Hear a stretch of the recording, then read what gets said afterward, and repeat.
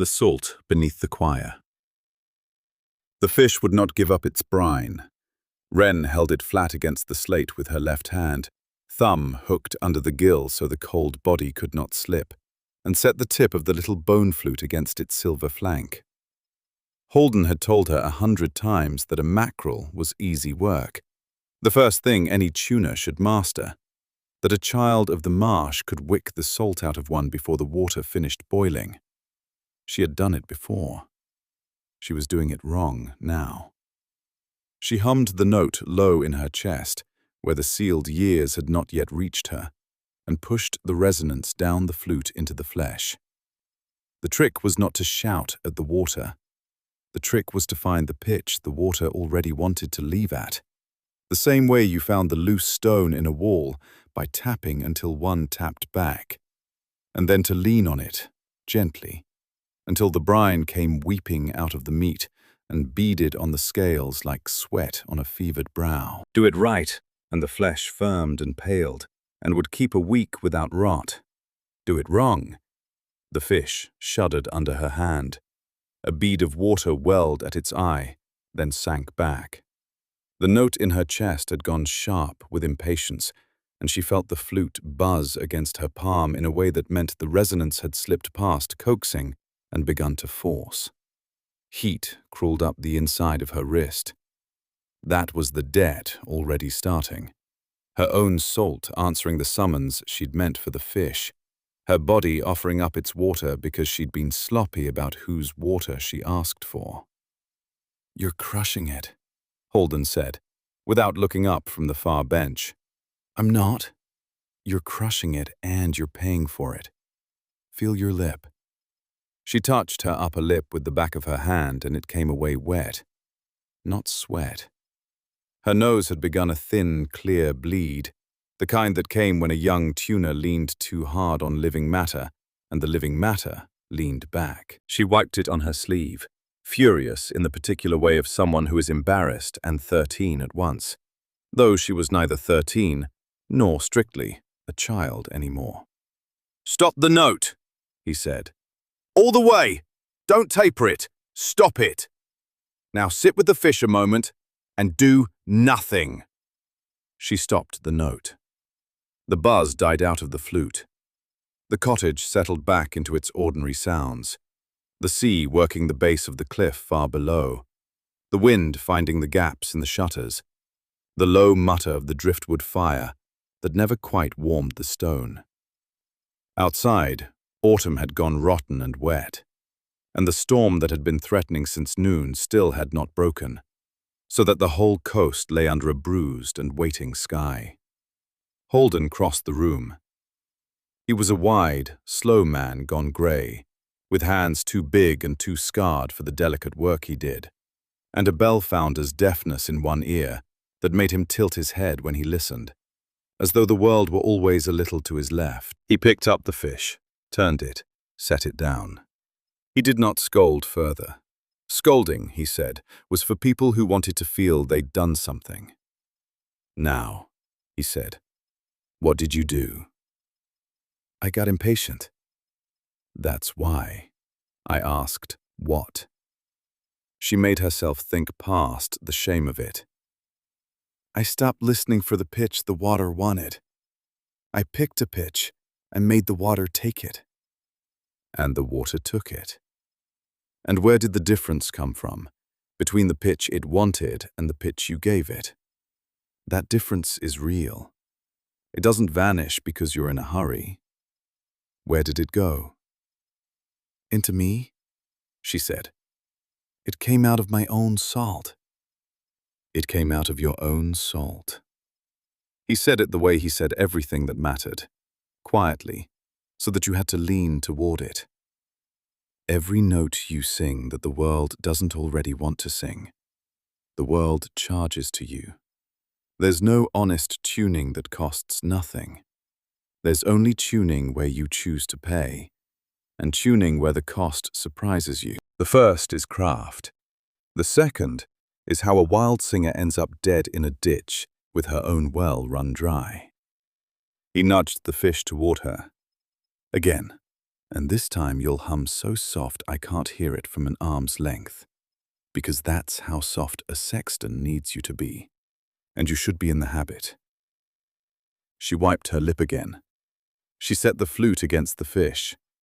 She was aware, distantly, of the fire and the wind and the sea and the old man's patience, and beneath all of it, always, of the thing she was not to think about. That somewhere, out along the coast road, in stone towers with sanctioned bells, there were men whose whole office was to listen for exactly the sound she was about to make. Men who could stand on a cliff a mile off and hear a wild singer the way a heron hears a fish move under mud. She hummed, so low it was almost only breath. This time she did not pick a pitch. She let the note wander, searching, tapping at the water in the fish the way you tap at a wall, and when a pitch tapped back, thin, reluctant, a hair below where her impatience wanted it, she took that one and leaned on it no harder than a hand resting on a shoulder. The brine came. It came the way it was supposed to, weeping up through the scales, gathering, running off the slate in a thread of water that smelled of the sea and of nothing else. No blood, no fever, no cost she hadn't meant to pay. The flesh under her hand went firm and pale and clean. "There," Halden said softly. "That's the whole of it. That's the whole craft, forever, no matter how far you go. You listen for what a thing already wants, and you help it want that a little more. The rest is just knowing more and more things well enough to hear what they want." He took the finished fish and laid it in the crock with the others, the week's food. The whole reason they'd risk the lesson tonight at all. "The church would tell you what you just did will drown the world." "I know." "Do you know why they say it?" She did know the catechism of it, the way anyone raised on the Sindran coast knew it, the way you knew the tide tables and the names of the drowned towns. The choir of St. Vessa taught that the old world had once sung itself apart, that there had been a time when men tuned freely, changed stone to water, and water to bone, and flesh to whatever they pleased, and that their singing had so unmade the fabric of things that the sea rose and swallowed the city's whole, and only silence had saved what was left. So now the church kept the silence. It licensed every honest resonance, every founded bell and tuned lock and net charm, and it hunted down the unlicensed, the wild singers, the ones who kept the old craft alive in cliff cottages, because one wild singer, they said, was one more crack in a wall that held back the sea. "They say it because they're afraid," she said. "You've told me. Because if enough people could do what we do, they couldn't own it anymore. That's part of it." Halden went still for a moment, his head tilted to the left, listening at something she couldn't hear. Then he seemed to decide against whatever he'd been about to say. "That's part of it. There's more. And it's the part I've never told you, and one day I will, when you're ready, and not before. Because it's a heavy thing to carry, and I'd rather you carry the craft a while first, lightly, before I set the rest of it on your back." He looked at her, and there was something in his face she didn't have a name for yet. Something like a man measuring a doorway he'd have to fit a coffin through. "You've a gift I never had, girl. You hear things I have to grope for. That's a mercy, and it's a danger. The ones who hear best are the ones most tempted to stop listening and start commanding. You felt it tonight, that little jump of temper, that wanting to make the water obey. Feed that, and it grows teeth. There are notes a person can learn that feel like nothing else in the world, that make you forget you were ever afraid, and every one of them eats a piece of you to do it." He tapped her once, gently, on the breastbone. "Craft is listening. The other thing is a wolf that's learned to sing. Don't ever mistake the one for the other, no matter how tired you are." She didn't fully understand him. She would understand him later, entirely, and hate that she'd been too young to. Outside, the wind dropped. It did not gust and fall the way wind does. It dropped, all at once, the whole night holding its breath. And in the sudden quiet, Wren heard the sea again at the foot of the cliff, and under the sea, faint and wrong, a sound that did not belong to the sea at all. Bells. Not the great sanctioned tolling of a town bell, small bells, many of them, a thin, bright, irregular jangling, like harness, or like the little votive bells the sextons hung from their staves, carried on the road along the top of the cliff, still far off but coming. And with the bells, points of light. She went to the shutter and put her eye to the gap and saw them. A line of lanterns strung out along the cliff road where no honest traveller had cause to be at this hour, in this weather, moving toward the cottage at the steady, unhurried pace of men who know their quarry has nowhere to go. She had counted them before she realized she was counting. 9 lanterns. 9. Behind her, Halden had not moved. He stood by the crock of preserved fish with his big, scarred hands loose at his sides, and his head tilted to the left, listening to the little bells with his good ear, and when he spoke, his voice had changed. Not louder, not frightened, but emptied of something. The way a room empties when you take the fire out of it. How many lights? 9. 9, he said. He drew a long breath. That's not a road patrol, girl. A road patrol is 2, 3. 9 lanterns and votive bells coming up the cliff in the dark. That's a taking party. That's them coming for a name. He turned from the crock at last and looked at her across the small, warm, ruined, ordinary room where she had spent every night she could remember, and she saw that he had already, somewhere in the last few breaths, stopped being her master and become something colder and more final. A man doing the last sums of his life and finding them, on the whole, to balance. It's my name they have, not yours. Remember that, whatever happens next. It's my name they came for. We rehearsed this, Halden said. He was moving now, fast for a slow man, pulling the loose stone from the hearthside and dragging out the oilcloth bundle he'd kept there as long as she'd been alive and never once opened in front of her. We rehearsed it and you thought it was a game, and I let you think that. It was never a game. Listen to me. Are you listening the way I taught you, or are you listening the way frightened people listen, which is not at all? I'm listening, Wren said, and heard her own voice come out thin. Good girl. He unrolled the oilcloth on the bench.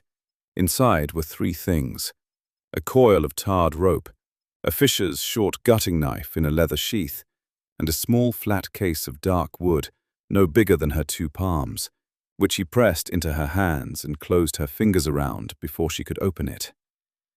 Not now, not here. These are the flutes and the striker and the wick needle. My whole kit, everything I use to touch matter without my voice.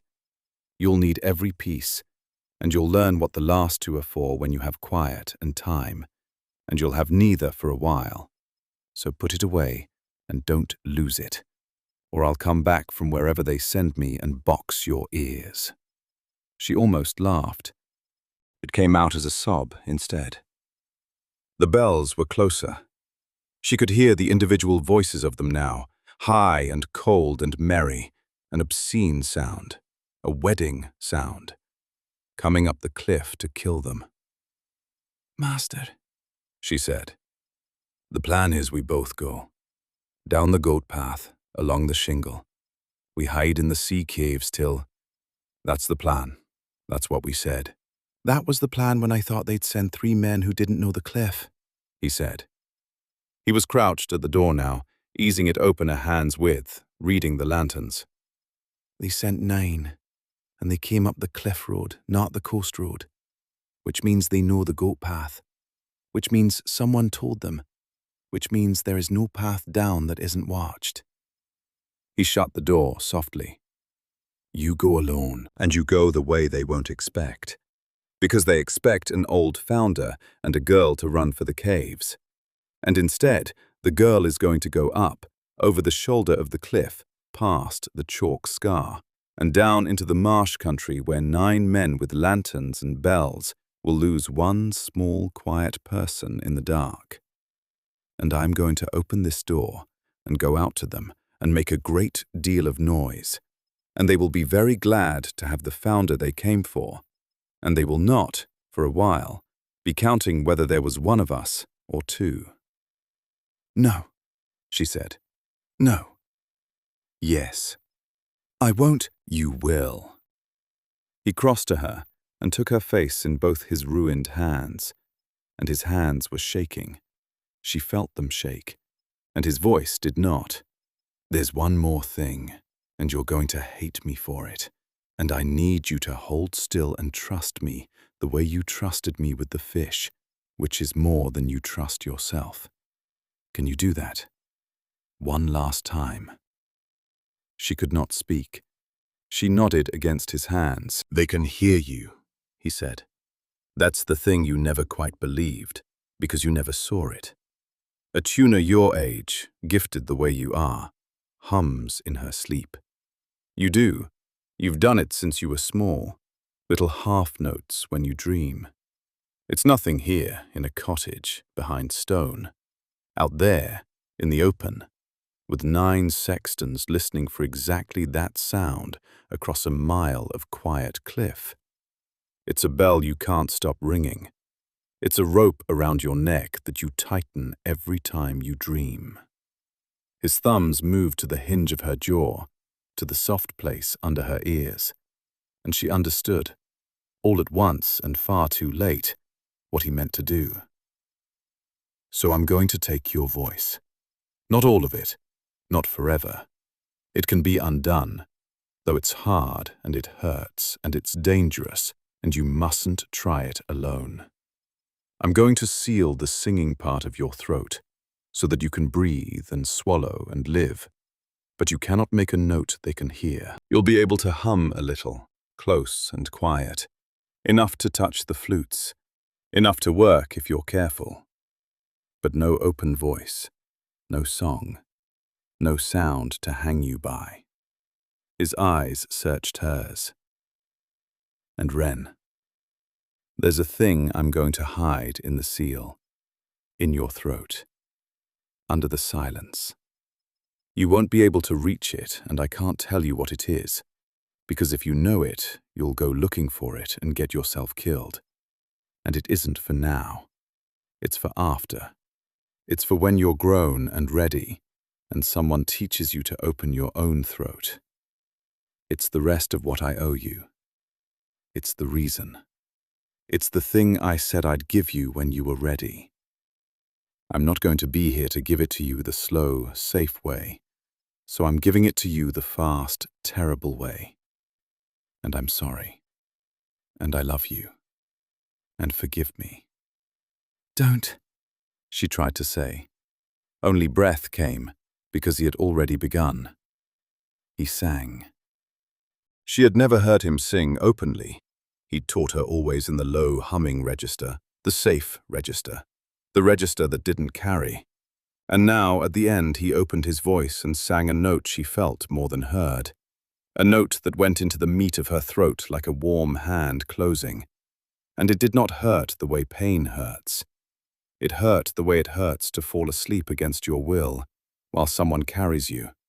A great, heavy tenderness settling over the place where her voice lived. She felt her throat change. She felt some door in her close and, deeper behind it, felt something else lock away, small and cold and heavy, sealed under her silence like a coin sewn into a hem.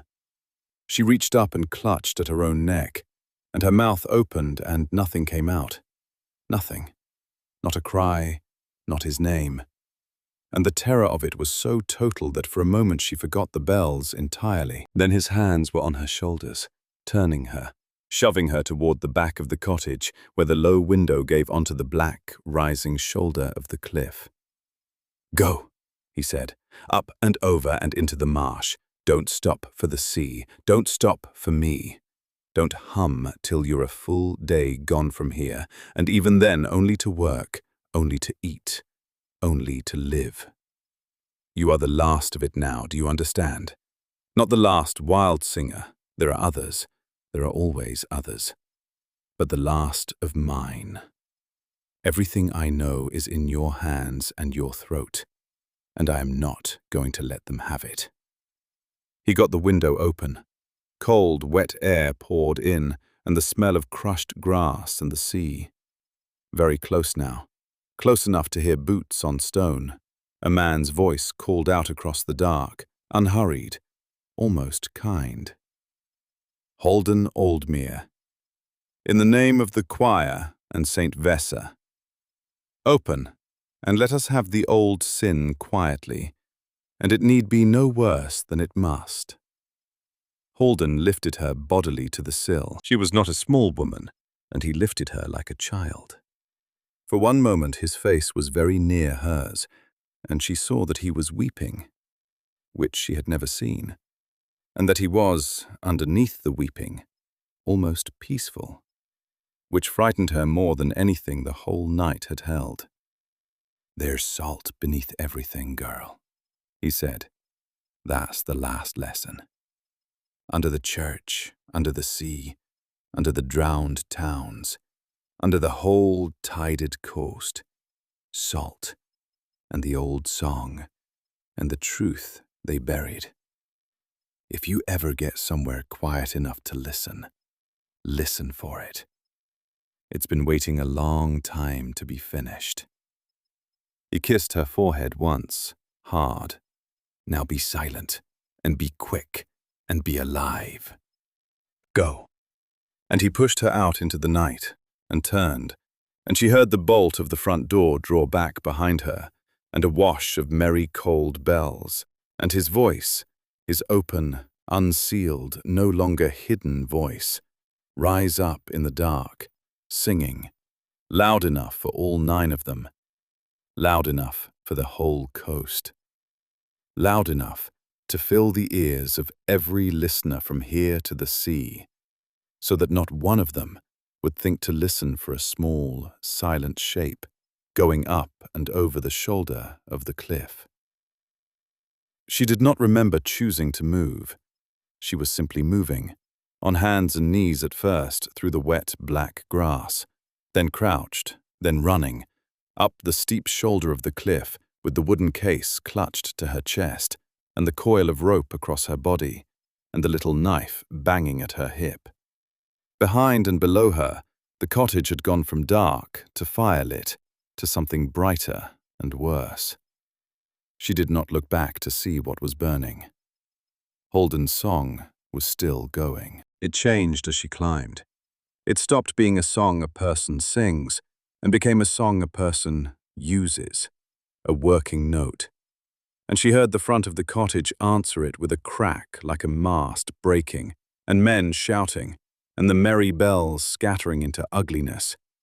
And she understood that he was fighting them, that a bell founder who had spent 40 years learning to tune bronze could do terrible things to 9 men's buckles and blades and the iron studs of their boots if he chose to spend himself all at once and never mind the debt. Because a man who has decided to die does not care what the working costs him.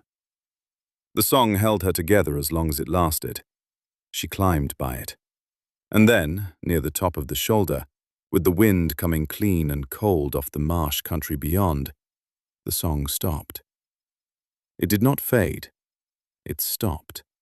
The way the wind had stopped earlier, all at once, in the middle of a note. She froze against the wet chalk, with her cheek to the stone, and waited for it to start again.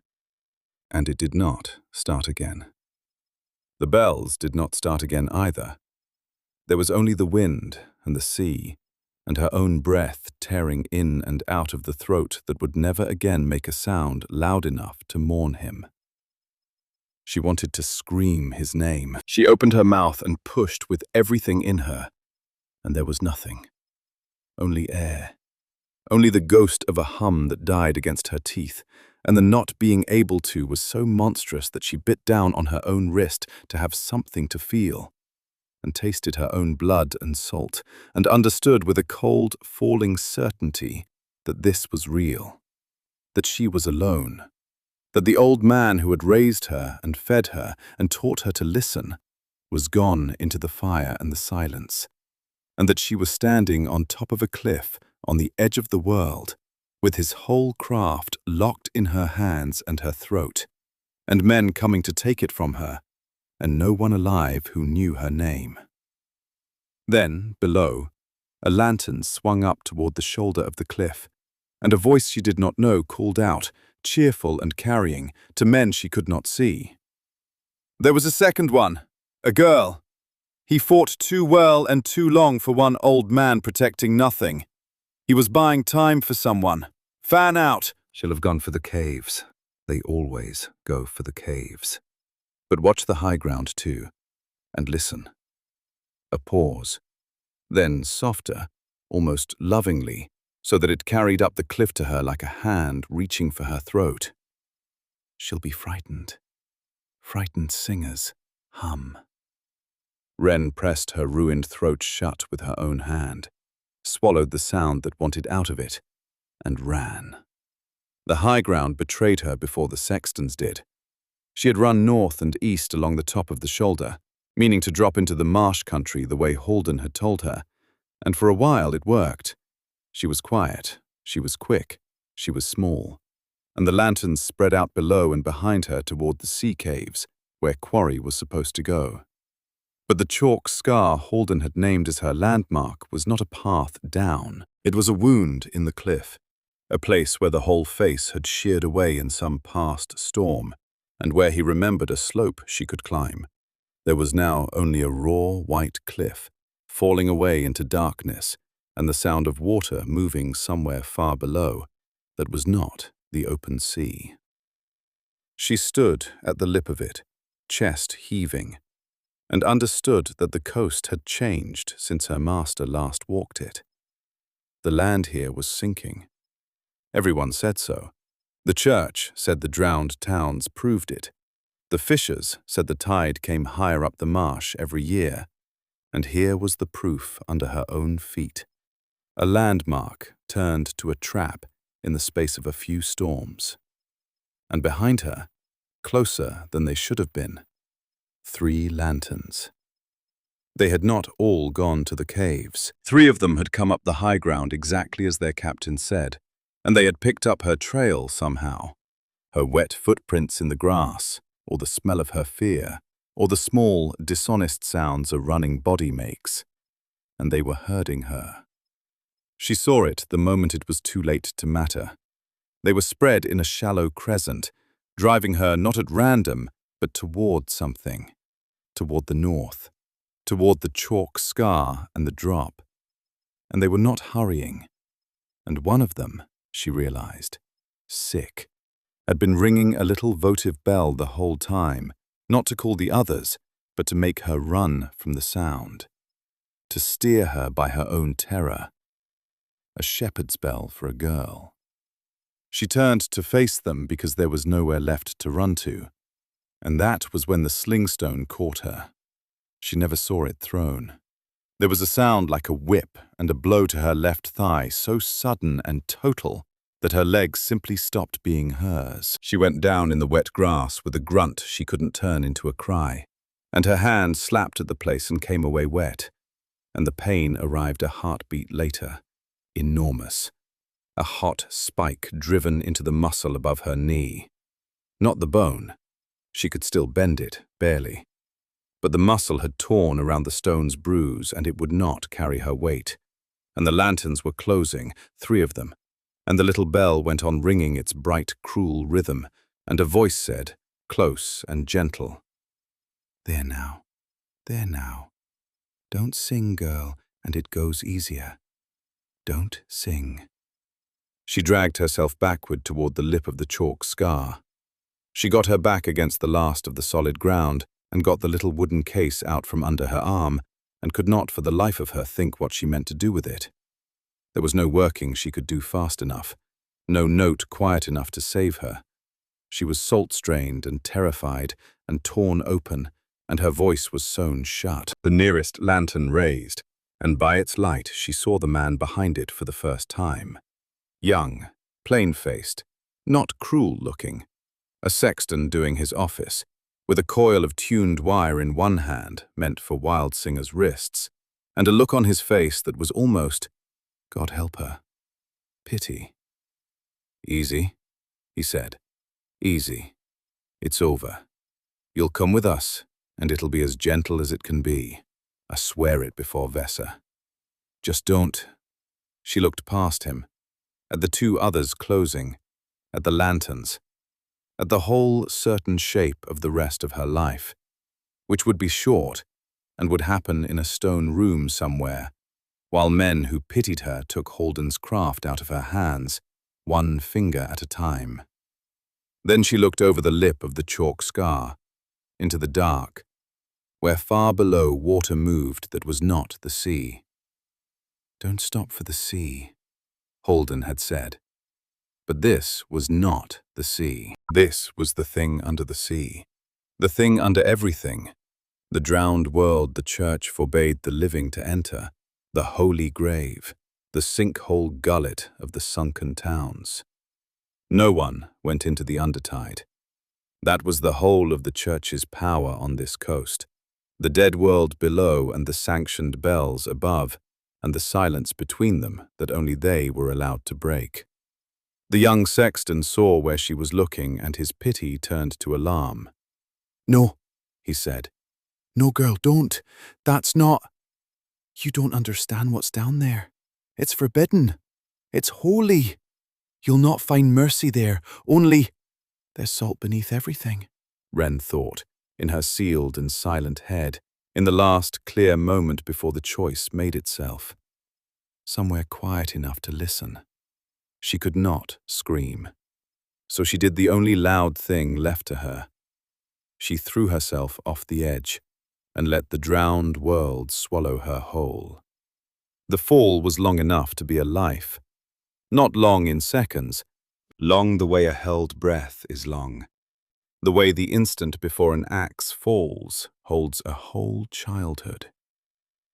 Wren fell through the ragged mouth of the chalk scar, and then through nothing. Black air rushing past her ears, the lanterns above dwindling to 3 swaying stars, and then to nothing at all. And she had time to think, absurdly, that she had never learned to swim well, that Halden had promised to teach her the summer she turned 12, and then the summer had filled up with other things. And then she struck the water. It was not like striking stone, though it was close. The cold went into her like a second slingstone, into her torn thigh, into her sealed throat, into the roots of her teeth. She went down and down through black water that tasted of salt and iron, and something older, something like the inside of a bell, and her body did what bodies do, thrashing, clawing, spending itself in panic. And it was only when her lungs began to scream that the last of Halden's teaching surfaced through the terror. Listen for what a thing already wants. And she stopped fighting the water and felt, dimly, which way it wanted to lift her. She followed it up. Her head broke the surface into a darkness so total it made no difference to her eyes whether they were open or closed, and she gulped air that was cold and dead and breathable, and she got one arm over something hard, a shelf of stone slick with weed, and hung there, and did not drown. For a long time she only breathed. The water was quieter here than any sea. It lapped the stone with a small, patient sound, the sound of water that has been lapping the same stone for 1,000 years, and expects to lap it 1,000 more. There was no wind. There was no sky. There was no fire, no bells, no old man's voice. There was only the dark, and the water, and the cold, and the fact, which arrived slowly and then all at once, that she was alive, and that being alive down here might be worse than the alternative she'd jumped away from. She dragged herself out of the water onto the shelf and lay on her back and shook. Her thigh throbbed with its own heartbeat. When she pressed the wound, she felt the torn edges of the muscle move under the skin and had to bite her wrist again not to be sick. But the wooden case was still lashed against her chest. She had not let go of it, even falling. Some animal part of her keeping faith with the one thing Halden had put directly into her hands. And the coil of rope was still across her body, and the little knife was still at her hip. She had come into the underworld with all her tools and no voice, and a hole torn in her leg. And that, she understood, was going to have to be enough, because there was no one down here to make it be more. When the shaking stopped, she made herself do the thing Halden would have made her do. She took stock. She could not see, so she saw with her hands. The shelf she lay on was cut stone, not natural rock. There were edges, right angles, the deliberate flatness of a made thing. She was in some kind of chamber. When she reached up, she found a wall, and the wall had grooves in it, regular, spaced, and she traced them and found they were not grooves but letters. A script, carved deep and worn smooth, in a language she did not know, but whose shapes were older cousins of the ones in Halden's oldest books. A made place. A drowned building. She was inside the sunken world, exactly as the church described it. And it was not, so far, holy or terrible. It was just old and dark and cold and quiet enough. She thought of Halden's last words with a lurch. Quiet enough to listen. She could not stay here. The water was rising, or she was cooling, or both. Either way, she would die on this shelf of nothing. She needed light, and she needed to move. And to do either, she needed to work. And to work, she needed to know what she had to work with. She opened the wooden case by feel. Inside, nested in worn felt, her fingers found the shapes she knew. The little bone flute she'd used on the fish, and 3 others of different lengths and materials. One of dark metal that hummed faintly against her skin, as if it remembered every note ever played through it. A small iron striker, for waking resonance in things she couldn't reach with breath. And 2 things she did not know, that Halden had said she'd learn when she had quiet and time. A slim needle of pale bone or horn, with a hollow down its length, and a flat disc of some grey stone drilled through the center. She left those 2 where they lay. Quiet and time, he'd said. She had one of those now. She took out the metal flute, because metal carried in the wet, and she set it against the stone shelf, and she did the first honest work of her new life. She could not sing, but she could hum, close and low, the register that didn't carry, and she found she could push that small resonance into the flute and let the flute speak to the stone in her stead. It was clumsy. It was like trying to thread a needle wearing gloves, but it worked. She hummed against the flute and listened for what the stone wanted. And the stone, being old and made and full of remembered heat, wanted, faintly, to glow. Every worked stone did, Halden said. The making left a warmth in it that never fully died, and a tuner could coax that ghost warmth up into light if she asked it gently and paid the small cost. Wren asked. She paid, a dryness in her mouth, a tremor in the hand that held the flute, and the stone under her palm woke to a dim, sullen, blue-grey glow, no brighter than a coal under ash, but light, the first light. And by it she saw where she was. She almost wished she hadn't. The chamber was vast. The glow she'd woken was one small ember in a drowned cathedral of a room, a hall whose far walls she couldn't see, whose ceiling had partly fallen, so that black water filled half its length in a still flooded nave. Columns marched away into dark, carved all over with the old worn script and with figures, people, or things shaped like people, their faces smoothed to blanks by the patient water. The shelf she lay on was a broken gallery halfway up one wall. Below her, the flooded floor gleamed faintly where her light touched it. And beneath the surface, deep down, she could see more of the drowned hall going on and on. More columns, more figures.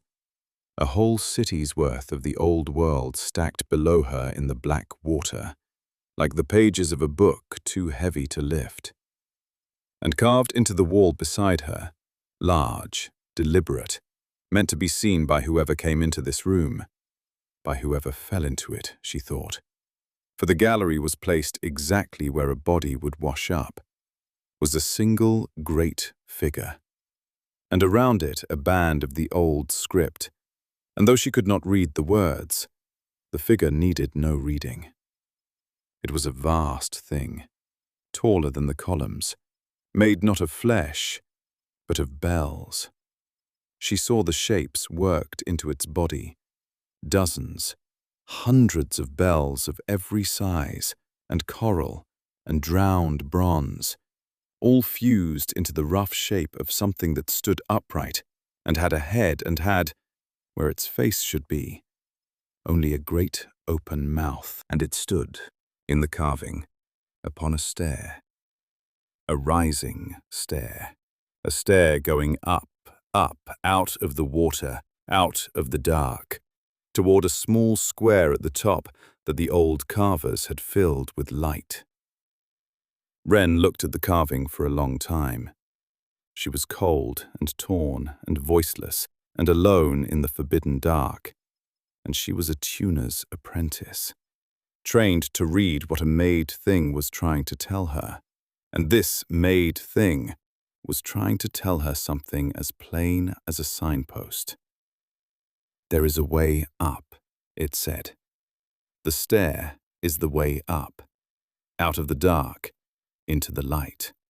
And also, this stands upon the stair. This mouth stands between you and the light. A choir warden, she thought, and did not know where the word came from.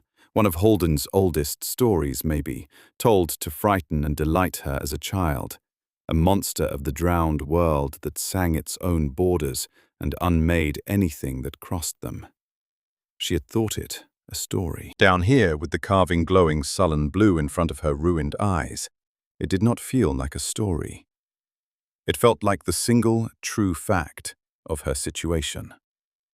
There was one way out of the underworld, and it was a stair, and a thing made of drowned bells stood upon the stair and sang the crosses dead. She should have despaired. She was aware that despair was the correct response, and that it was, for the moment, unavailable to her. She was too cold and too hurt, and too newly bereaved to manage anything as elaborate as despair. What she managed instead was smaller and stupider and, she would think much later, the thing that saved her. She got angry. Not at the warden, at the church, at the men who had come up her cliff with merry bells and burned the only home she'd known and put a hole in her leg and stood between her and the whole world above, and who taught, she saw it now, cold and clear, who taught the drowned world was holy and forbidden, precisely so that no one would ever come down here and see that it was just old and made and full of a lost craft, and that the way out was a stair a person might climb if she were only strong enough and clever enough to pass the thing that guarded it. The church didn't forbid the undertide because it was too holy to enter. The church forbade it because it was full of the truth about the old song, and they'd built their whole silence on top of it. The way you'd build a chapel over a well you didn't want anyone drinking from. There's salt beneath everything, girl. Under the church, under the drowned towns, under the whole tided coast. All right? Wren thought at the glowing carving, at the bell-mouthed thing on its stair. She could not say it. She thought it as loud as she could, the way she'd thought Halden's name off the cliff. All right, I hear you. Then something moved in the water below her, and she stopped thinking about the warden and remembered that there were nearer things in the dark than the guardian of the stair. It came up out of the flooded nave without a sound, which was the worst of it. A thing that big should have made some noise, and it made none. Only the water sheeting off it as it rose into the edge of her failing light. She had time to see it clearly, and wished she had not. It had been a man once, or something man-shaped. The drowned world had kept the shape and taken everything else, so that what climbed dripping onto the broken gallery below her was a husk of grey, water-swollen flesh over a frame of pale bone, its jaw hanging loose, its eyes two blank sockets that turned toward her light with the blind certainty of a thing that hunted by other senses. Salt crusted it. Coral grew from the pit of one shoulder. It had no voice and no face, and it wanted her. That much was plain in the way it heaved itself toward her along the gallery, slow and patient, and utterly without hurry. The way the men on the cliff had been without hurry. The way everything down here was without hurry, because down here there was nothing but time. Wren scrambled backward and her torn leg gave, and she nearly went into the water. She got her back to the wall beside the carving, and her hand closed on the iron striker instead of a flute, and there was no time to choose better, so she chose that. She could not sing it apart. She could not, torn and salt-strained as she was, do anything so grand. But she could do the small thing, the honest thing, the thing Halden had drilled into her 1,000 times. She could listen for what a thing already wanted, and help it want that more. And the striker in her hand wanted, when she woke it with a hum, to ring. And the stone of the gallery wanted, being old and made and full of remembered fault lines, to break.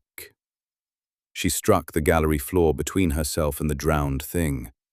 She had not the strength or the register to shatter stone outright. That was true register work, flesh and stone work, a year or more beyond her. What she could do was find the crack that was already there, the old fault the water had been working at for 1,000 years, and give it, with the striker's ring, the one small push it had been waiting for. The stone answered. It answered with a crack like the cottage door breaking, and a section of the broken gallery, already half rotten, sheared away under the drowned thing's weight and dropped it back into the flooded nave in a slough of rubble and black water. The cost hit her the instant the stone broke, the debt of a working done too fast and too hard, her own salt answering the summons she'd flung at the stone. Cramp seized her belly and her sound leg. Her nose bled again, freely this time. The blue glow she'd woken guttered and nearly died, and the dark rushed back in, and somewhere below her in the water, the drowned thing was already dragging itself back toward the broken edge, patient, unhurried, undeterred. But it had brought her the one thing that mattered, which was a start. She got the metal flute out with shaking hands and hummed the ghostlight back up out of the stone, brighter now, angry. And by it she saw the shape of the hall, and saw a passage leading off from the high gallery, going down and inward, away from the water and the drowned thing, deeper into the sunken city, toward... She had no way to know, but she chose to believe it, toward the stair.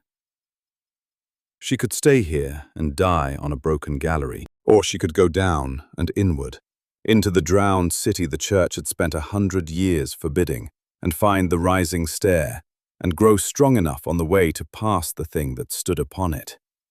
There was no third road. There was no going back up the chalk scar with a torn leg and no voice. There was only forward, and down, and deeper, toward the one way out. Wren pushed herself upright against the wall. Her leg screamed and held. She looked once more at the carving, the stair, the light at the top, the bell-mouthed guardian between, and fixed it in her mind the way she fixed a difficult working, as a shape she would have to earn. "I'm coming up," she thought, at the small square of carved light at the top of the stair, at the grey daylight of the world she'd been thrown out of. "It's going to take me a while, but I'm coming up, and I'm going to be worth something by the time I do. And then I'm going to find out what really happened to him. Wait for me." Then she took up her light and her tools, and her torn body and her sealed throat, and she limped down into the dark, toward the stair, and the drowned world closed over the place where she'd fallen, as if she had never been. She learned the deep the way you learn a cruel master, by being hurt until you stopped making the same mistakes.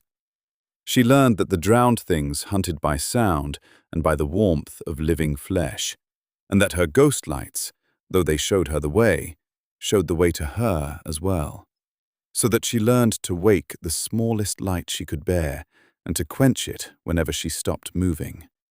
She learned that her torn leg would not heal on its own down here in the cold and wet, and that she could speed it a little by wicking the corruption out of it with the flute, the way she'd wicked brine from the fish, drawing the fever water and the bad salt out through the skin, but that every time she did, the debt came out of the rest of her, so that healing her leg a hand's breadth cost her a day's strength and left her light-headed and slow, her body's own salt running thin, a fog settling behind her eyes that Halden had warned of and called brine fog, the tuner's sickness, the price of asking your own flesh to sing. She learned to eat what the deep offered, which was little and terrible. Blind, pale fish in the flooded galleries, spider-legged things under the stones, once a drift of weed that she wicked the poison out of before she dared it. She learned to sleep in high, dry corners with her back to stone and the striker in her hand. She learned to go without the sound of her own voice, which was harder than the hunger, harder than the cold, the not being able to hum a tune to herself in the dark, the not being able to say a word aloud to break the enormous silence, the sealed throat that let her whimper and gasp but never speak, never sing, never once cry out Halden the way she needed to, so that the grief had nowhere to go and stayed in her, banked, hot, waiting. And she learned the drowned city itself, district by drowned district, and the more she learned, the more she understood that the church had lied about everything. This was no grave. It was a world. Streets and squares and workshops and temples of a people who had lived here before the water came, a people who had built in stone and worked in bronze and carved their long, patient script on every surface, and who had, everywhere, in every hall, worked their own resonance into the very fabric of the place. She began to hear it as she went deeper, a humming in the oldest stones, faint and constant, the sound of workings that had been sung into the walls so long ago and so deeply that they had never stopped. Held songs, she thought, remembering another of Halden's words. The old world had not merely tuned things and let them fade. They had learned to lock a working into matter forever, to teach a stone to glow, or a bronze door to seal, or a whole street to hold back water, and to make it hold, permanently.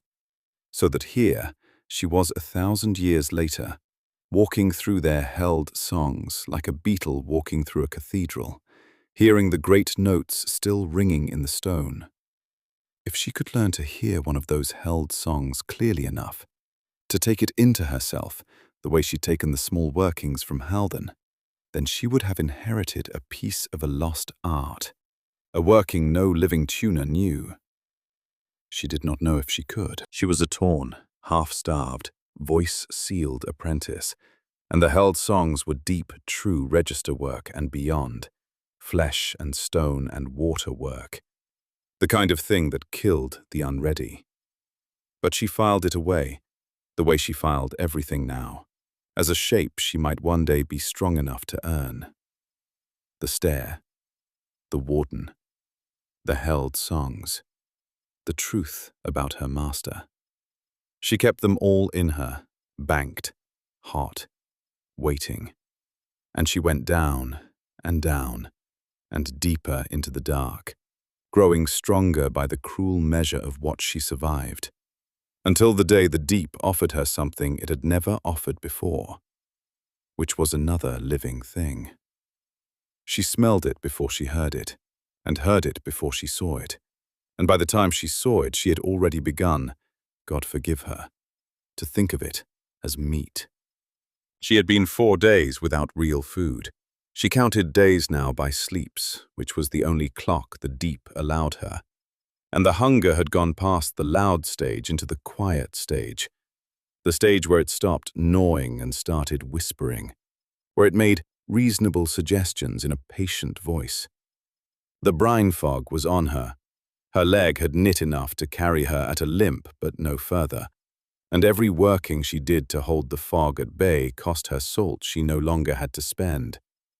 She was, she understood distantly, dying.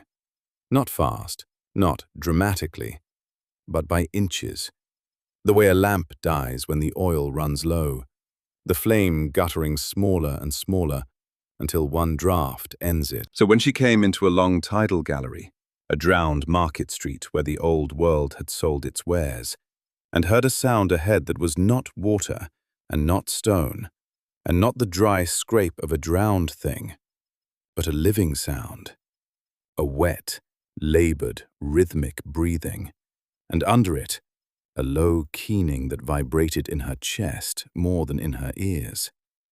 The hunger sat up and took notice before the rest of her did. Something breathes, the hunger said reasonably. Something that big and that alive is a great deal of meat. She crept toward it with the striker in one hand and the gutting knife loose in its sheath, and she woke her light no brighter than a coal, and she came around a fallen column into the tidal gallery, and saw it, and stopped. It was enormous. It filled the flooded end of the gallery, a long, sleek, dark body half in the water and half hauled out onto a shelf of stone. And her first mad thought was, whale. But it was no whale. It had limbs, 4 of them, webbed and clawed, and a broad, blunt head with small dark eyes and a fringe of whiskers and a thick tail that lay useless in the water. And its whole body was covered in a short, dense pelt that shed the water in sheets, so that it was something between a seal and an otter, and a thing that had no name in the world above. It was young. She could see that even in her ignorance, in the too large softness of its head, the not yet filled out looseness of its skin. And it was trapped. A great iron grate, part of some old sluice work of the drowned street, had fallen across the shelf of stone, and one of the creature's hind limbs and the root of its tail were pinned beneath it. And the creature had clearly been fighting the grate for a long time, because the stone around it was scored with claw marks, and the limb beneath the iron was torn and bleeding into the water. And the low keening she'd heard was the sound of an animal in pain that has stopped expecting the pain to end. Meat, said the hunger. Meat that can't run. Come the mercy of it, girl. It's dying anyway, pinned like that. You'd be doing it a kindness, and yourself a life. One clean stroke behind the head. Wren took a step toward it, with the knife half drawn, and the creature's head came up, and its small dark eyes found her light, and it looked at her. She had been prepared for it to look like an animal. It did not look like an animal. It looked at her the way a person looks at another person across a room, with a whole mind behind the eyes, with fear and calculation, and a terrible, exhausted hope.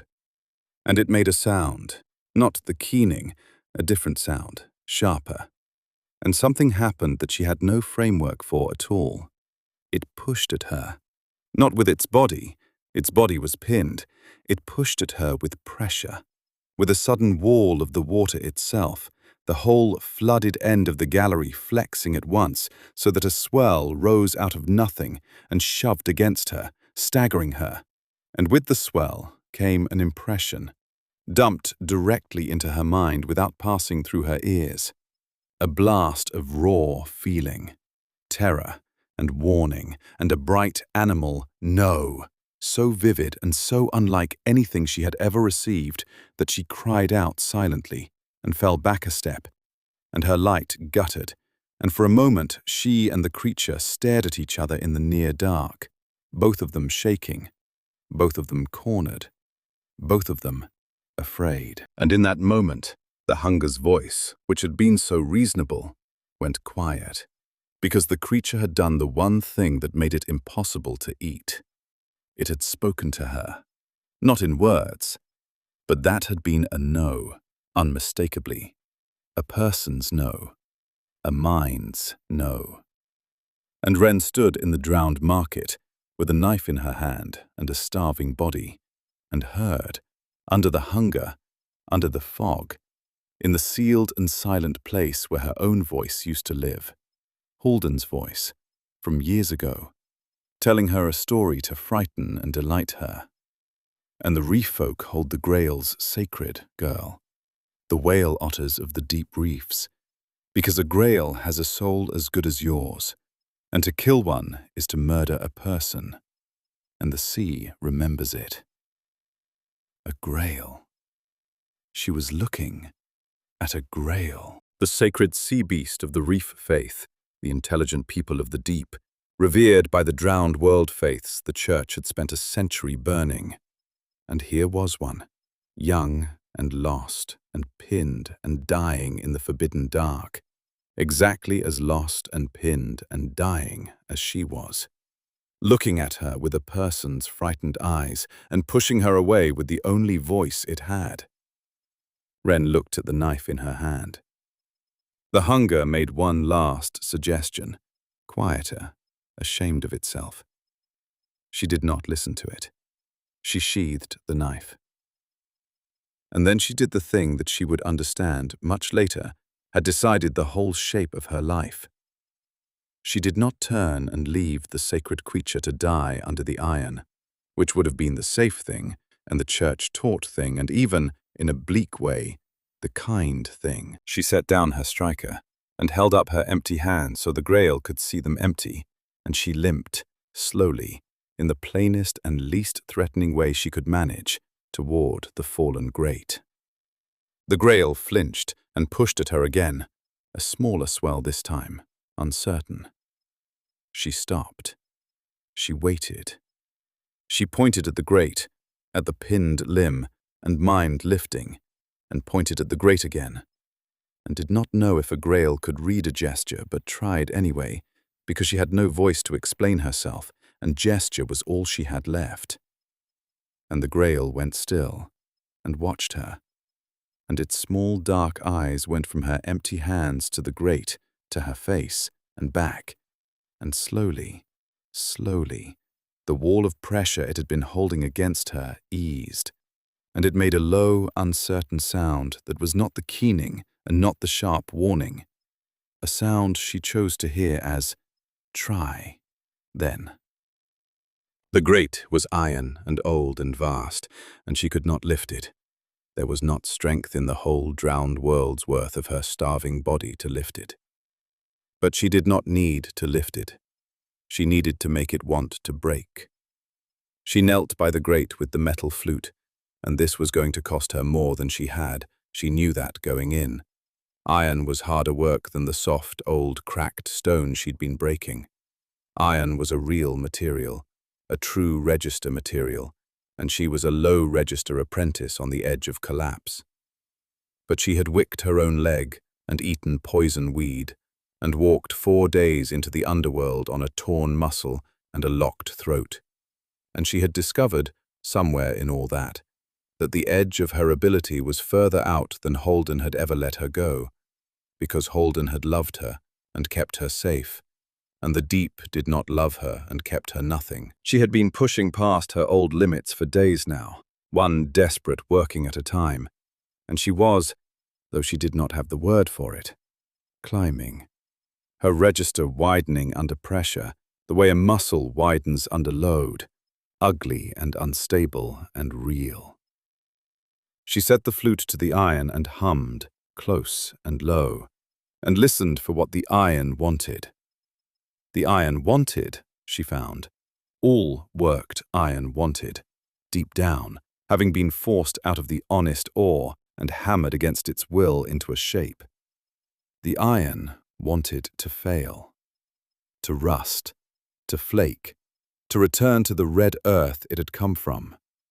It had been wanting that for 1,000 years in the wet dark, and the old world's makers had sung it into holding anyway. And their held song had faded, here, in this humble sluice grate, as it had not faded in the great walls. So that the iron's want to fail had crept back, patient, waiting for someone to lean on it. Wren leaned on it. She found the pitch the iron's failing already sang at, thin, sour, deep below where her comfort lived, and she reached for it. And it was too low for her. It was down in the true register where she had no business being, and she reached anyway, straining her sealed and humming throat to its ragged edge, pouring resonance through the flute into the iron. And for one terrible moment, nothing happened except the cost. The debt came due all at once, her own salt tearing out of her in answer, cramp folding her double, the brine fog crashing down over her sight, so that the whole gallery swam and darkened, and she felt something in her throat tear a little further under the strain. A hot wrongness where the seal met the working. And then, just as she thought she would black out and die, kneeling with her flute against a grate for a creature she'd meant to eat, the iron answered. The pitch caught, the want to fail woke all along the grate at once, and the whole iron structure gave a groan, and then a sharp, bright crack, and sheared through in 3 places where its rust had eaten deepest, and the weight came off the grail's pinned limb, and the grail, feeling it, heaved with all its great young strength, and dragged itself free of the broken iron into the water in a surge that swamped Wren where she knelt, and put out her light entirely. She fell back into the dark, spent past spending, her salt run dry, the fog total. And she felt something happen in the deep of her that she would learn later to name and fear. A small, permanent change, a scar.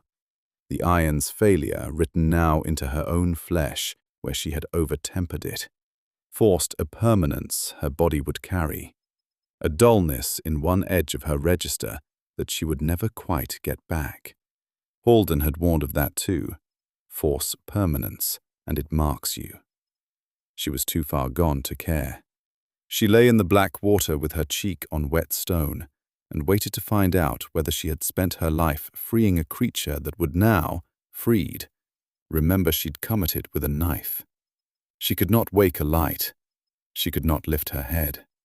She lay in the dark and heard the great body move in the water, close and closer, and she thought, with the last clear scrap of her mind, well, at least it isn't the church.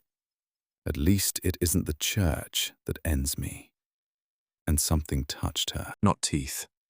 A blunt, broad head, wet and warm, pushed gently against her shoulder, and then against her cheek, snuffling, careful, the way a horse noses at a fallen rider, the way a dog checks whether its person is still there. The Grail had not fled. The Grail had freed itself and turned back, and was pushing its head against her in the dark, and pushing too at her mind, Not the wall of terror now, but something lower, softer, a warmth, an impression she had no words for, but that she received anyway as clearly as speech. Alive? Alive. Stay. Stay. Wren could not answer. Her throat was sealed, and her body was empty, and her light was gone. But she lifted one shaking hand in the dark and laid it flat against the warm, wet fur of the creature's head, and left it there. And the Grail went still under her hand and did not pull away.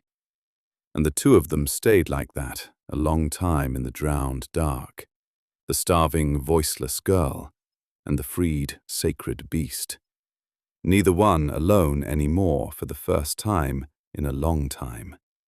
An unspoken truce made in the one place in all the world where no one was watching to forbid it.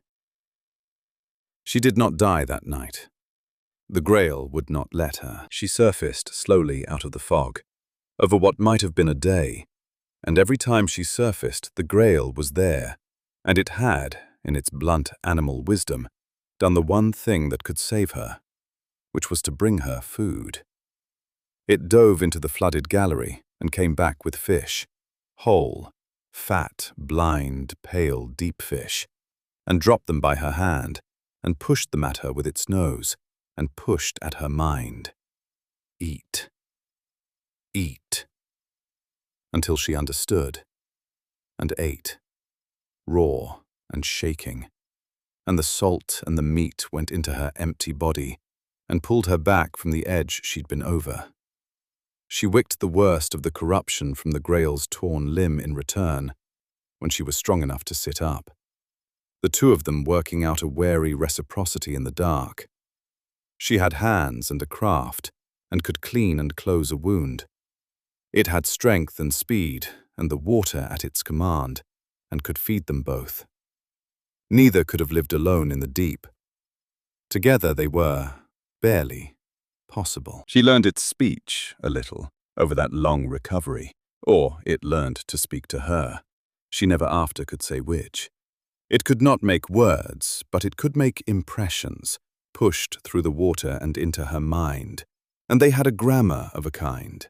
Warmth for safety and reassurance, a bright, hard pressure for danger, a curling inward feeling for hunger, a specific, cold, hollow ache she came to understand with a pang, for alone, for home, for the reef it had been swept away from and could not find its way back to.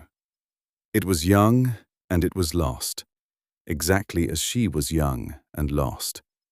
And it had been down here in the dark far longer than she had, and the cold, hollow ache of its loneliness was the one impression it pushed at her most, again and again, until she understood that the thing that had nearly broken this creature was not the pinning iron or the hunger, but the being alone. The being the only one of its kind in a drowned world, with no voice to answer its voice. She could not tell it in words that she understood, because she understood that better than anything, because her own aloneness had a shape exactly like that cold, hollow ache. But she could lay her hand on its head in the dark, and she could stay, and she could push back at it, clumsily, with the only impression she had learned to send in return. A small warmth of her own. Here, here, not alone. Here. And the Grail would go still under her hand, and the cold, hollow ache would ease, and for both of them, the dark got a little less total. And on the day she was strong enough to stand, and to wake a light, and to look at the long tidal gallery in the passage leading down and inward toward the stair she still meant to find, she looked at the Grail, and the Grail looked at her, and she pointed down the passage into the deeper dark, and mind walking, and looked a question at it. I have to go on. I have to find the stair. Will you come? Or will you stay in the water you know? And the Grail did not hesitate. It heaved itself off the shelf, and into the flooded channel that ran down the passage's side, and swam a few lengths, and stopped, and turned its blunt head back to her, waiting, and pushed at her mind one warm, certain impression, the clearest it had ever sent. Together. The drowned district ended in a plaza, and the plaza is where the truce became something with a name. It had been a grand place once, a public square of the old world, ringed with the fronts of buildings whose purposes she could only guess at. A colonnade here that might have been a market, a broad flight of steps there rising to a doorway carved with the patient script. A dry fountain in the center, whose basin now held only silt and the bones of drowned things. Water filled the lower third of the plaza in a still black sheet, and the Grail swam it easily, while Wren picked her way along the raised colonnade at the edge. And for a while it was almost peaceful, the two of them crossing the drowned square together, her small light throwing their shadows up the ancient walls. She had been learning to move with the Grail, and it with her. Days of the deep had taught them a rough choreography. She took the dry high ground and the narrow places where hands and a craft mattered, and it took the water and the open places where strength and speed mattered. And they had learned to trade the lead back and forth without needing to discuss it, which was as well, since they could not.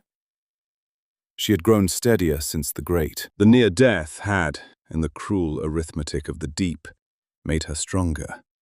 Her register had settled wider than before, the true range no longer entirely beyond her, though she paid for every excursion into it.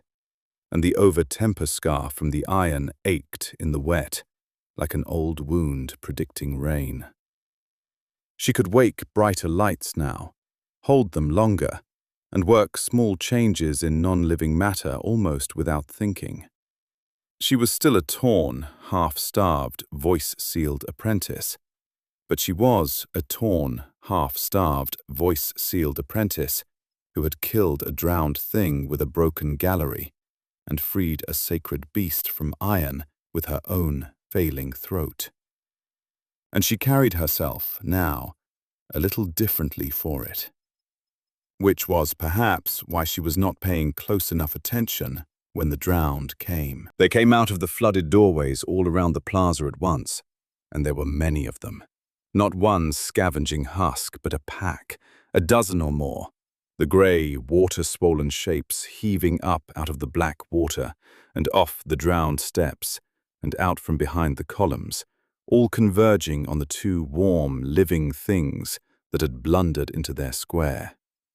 Wren had time to understand that this was a different order of threat than the lone thing on the gallery. That a dozen of them meant she could not simply break a floor and be done, and then they were on her. What happened next, she could never afterward reconstruct as a sequence of choices. It happened too fast and too much at once. She knew that she got the striker up and broke the colonnade under the nearest three, dropping them into the flooded plaza in a slew of stone. She knew that the cost of it staggered her, and that two more came at her along the intact colonnade, while she was still folded over the cramp. She knew that she was going to die there, pinned against a drowned wall by two grey, patient husks, and that her light was guttering, and that this was, in the end, a stupid way to go. Killed by dead men in a dead city, for the crime of wanting to see the sky again. And then the water rose. The whole flooded plaza rose at once, called up out of nothing the way the Grail had shoved the swell at her on the day they met, but vastly more. The Grail had learned, or grown, or was simply spending itself the way she spent herself, and it flung the entire black sheet of the plaza upward in a wall of water that took the two husks off their feet and off the colonnade and flung them broken against the far wall. And the same wall of water caught Wren too, but gently, a cupped hand rather than a blow, and set her stumbling back onto the high, dry steps, where the striker was some use again. The Grail surged up out of the churn between her and the rest of the pack, huge and dark, and no longer young-seeming at all. its blunt head low, its dark eyes lit with something that was not fear, putting itself bodily between Wren and the drowned, and it pushed at her mind not warmth now, but a bright, hard, ringing pressure. Danger. Together. Fight. And Wren got her legs under her and understood that the creature had just saved her life, and that it was now, absurdly, one grail against a pack of drowned men, and that it could not win that alone any more than she could. So they did not fight it alone. They fought it together, and in the fighting discovered the thing that would, at the very end, save them both. Wren could not fight the pack, but she could shape the ground they fought on. And the Grail could not fight the pack alone either. It was young and strong, but there were too many, and a husk that got its dead grip on the Grail's throat would not be shaken off. But when Wren broke the drowned steps to channel the water, the Grail was in the channel. When the Grail flung a husk against the colonnade, Wren had already tuned that stretch of stone brittle so that the wall came down on top of it. When 3 husks came at the Grail together through the flooded center, Wren stilled the water there. Her first real use of the still song adjacent working, the calming and hardening chord Halden had begun to teach her, sung low through the flute so that the black water in the fountain basin firmed toward slush, and then toward a treacherous gel that fouled the husk's footing. And the Grail took them one at a time while they floundered. She listened for what the fight wanted, and helped it want the shape she needed. And the Grail was her hands and her strength in the water, while she was its cunning and its craft on the stone. And between them, over a long and terrible and strangely exhilarating stretch of minutes, they unmade the pack. When it was over, they stood, she on the broken steps, it in the churned and reddened water, both of them heaving, both of them hurt, the last husk twitching and stilling in the slush of the fountain. And Wren looked at the Grail across the wreck of the plaza, and felt something she had not felt since the cliff, since before the cliff, since the ordinary, warm, ruined nights in the cottage that were gone forever. She felt, for one clear moment, glad. Glad to be alive, glad to have won, glad not to have won alone. And the feeling was so unexpected and so enormous that it undid something in her, and she found, to her own astonishment, that her shoulders were shaking, and that the shaking was not fear or cold, but something that in a person with a voice would have been laughter. A silent, gasping, ridiculous, helpless laughter. The laughter of someone who has been carrying grief like a stone for weeks and has just, for one instant, set it down. The Grail watched her shake and laugh silently on the steps, and it did not understand. And it pushed at her a question, a wary, curling, "What? What is it? Are you hurt?" And she could not explain. So she did the only thing she could. She waded down off the steps into the churned water, right up to the great, warm, blunt head, and she put both her arms around it as far as they'd go, which was not far, and she pressed her face into the wet fur of its neck, and laughed and wept at once, silently, her whole body shaking with it, and pushed at its mind the warmest, largest, clumsiest impression she had ever managed. Glad, glad, thank you, glad, not alone, glad. And the Grail went very still, and then, slowly, curled its head around her, and held her, and pushed back a warmth of its own that was so like relief, so like belonging, so like the easing of a cold, hollow ache it had carried far longer than she'd carried hers, that they stood there together in the bloody water in the dark of a drowned plaza, and simply held on to each other.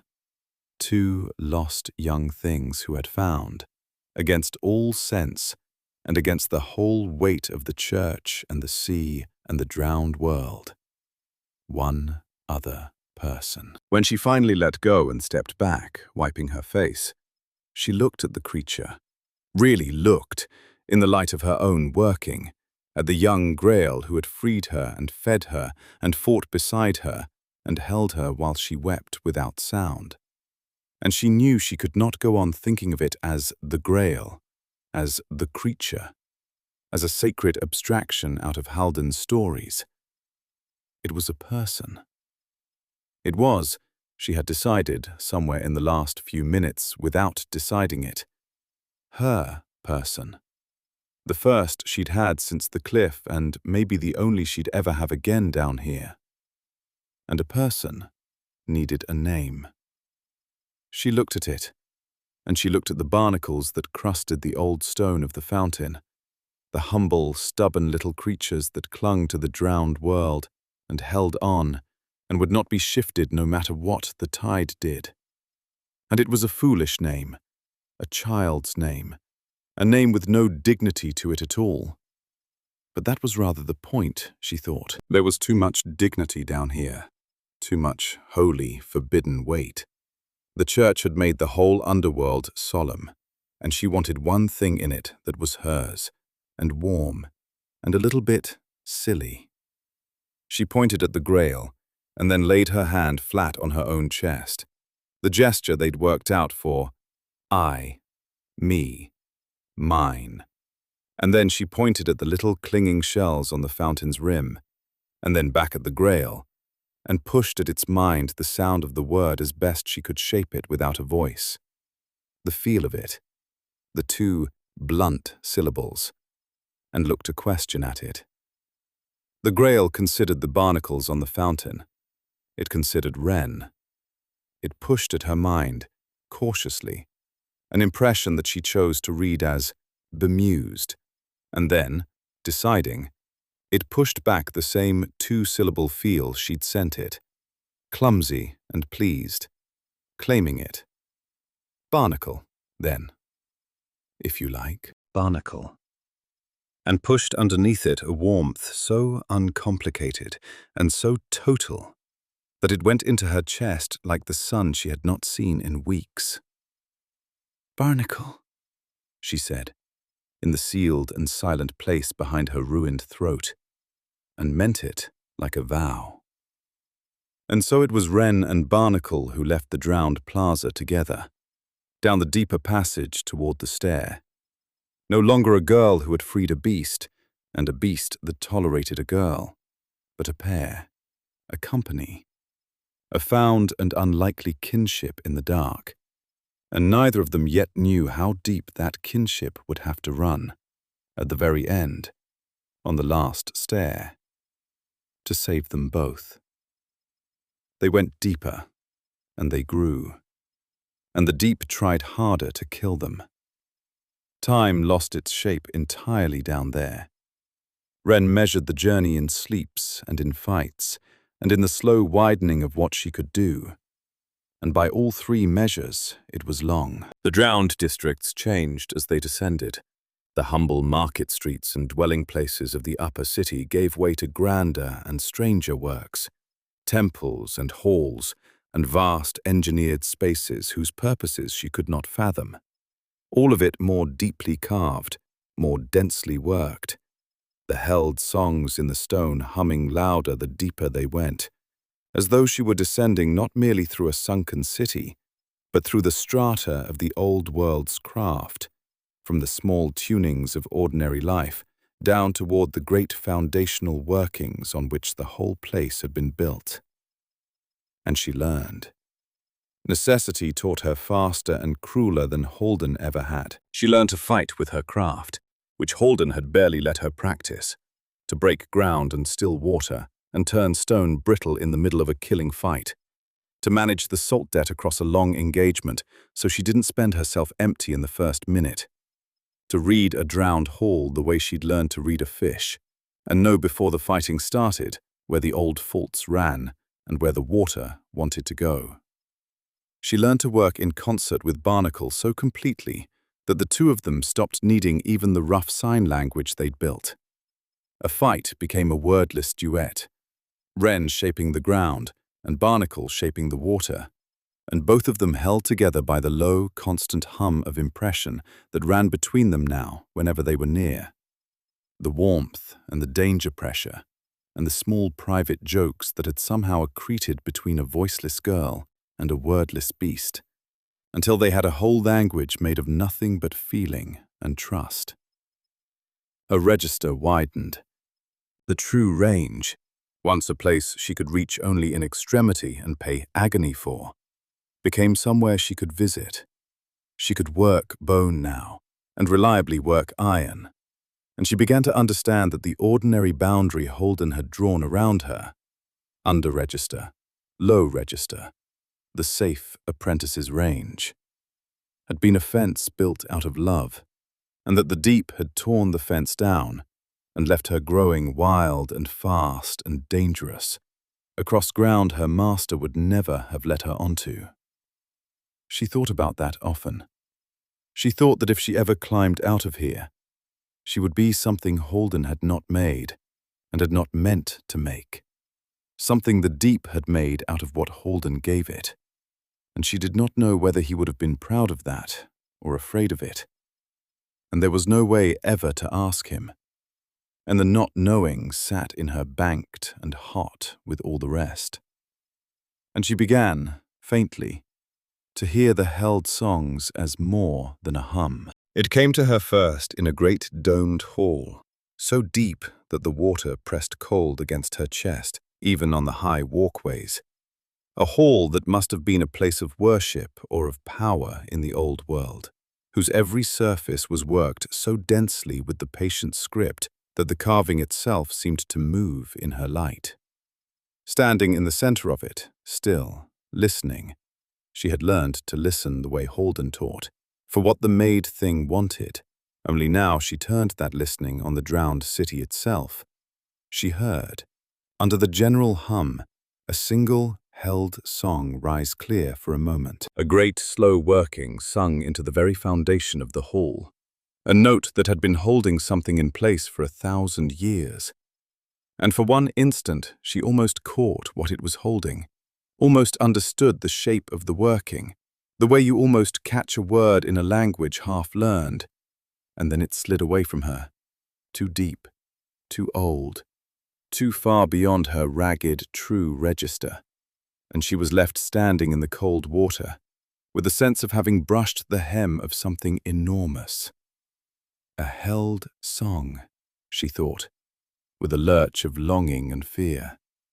If I could take one of those into me, if I could learn even one of the old world's workings whole. She did not know yet what it would cost.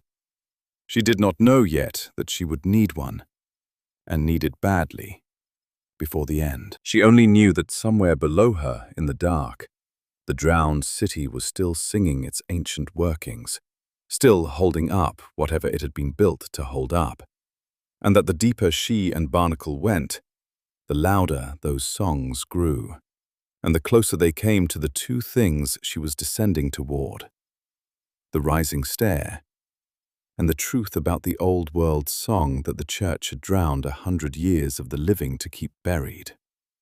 Barnacle pushed at her mind, from the water below the walkway. Come, come, why do you stop?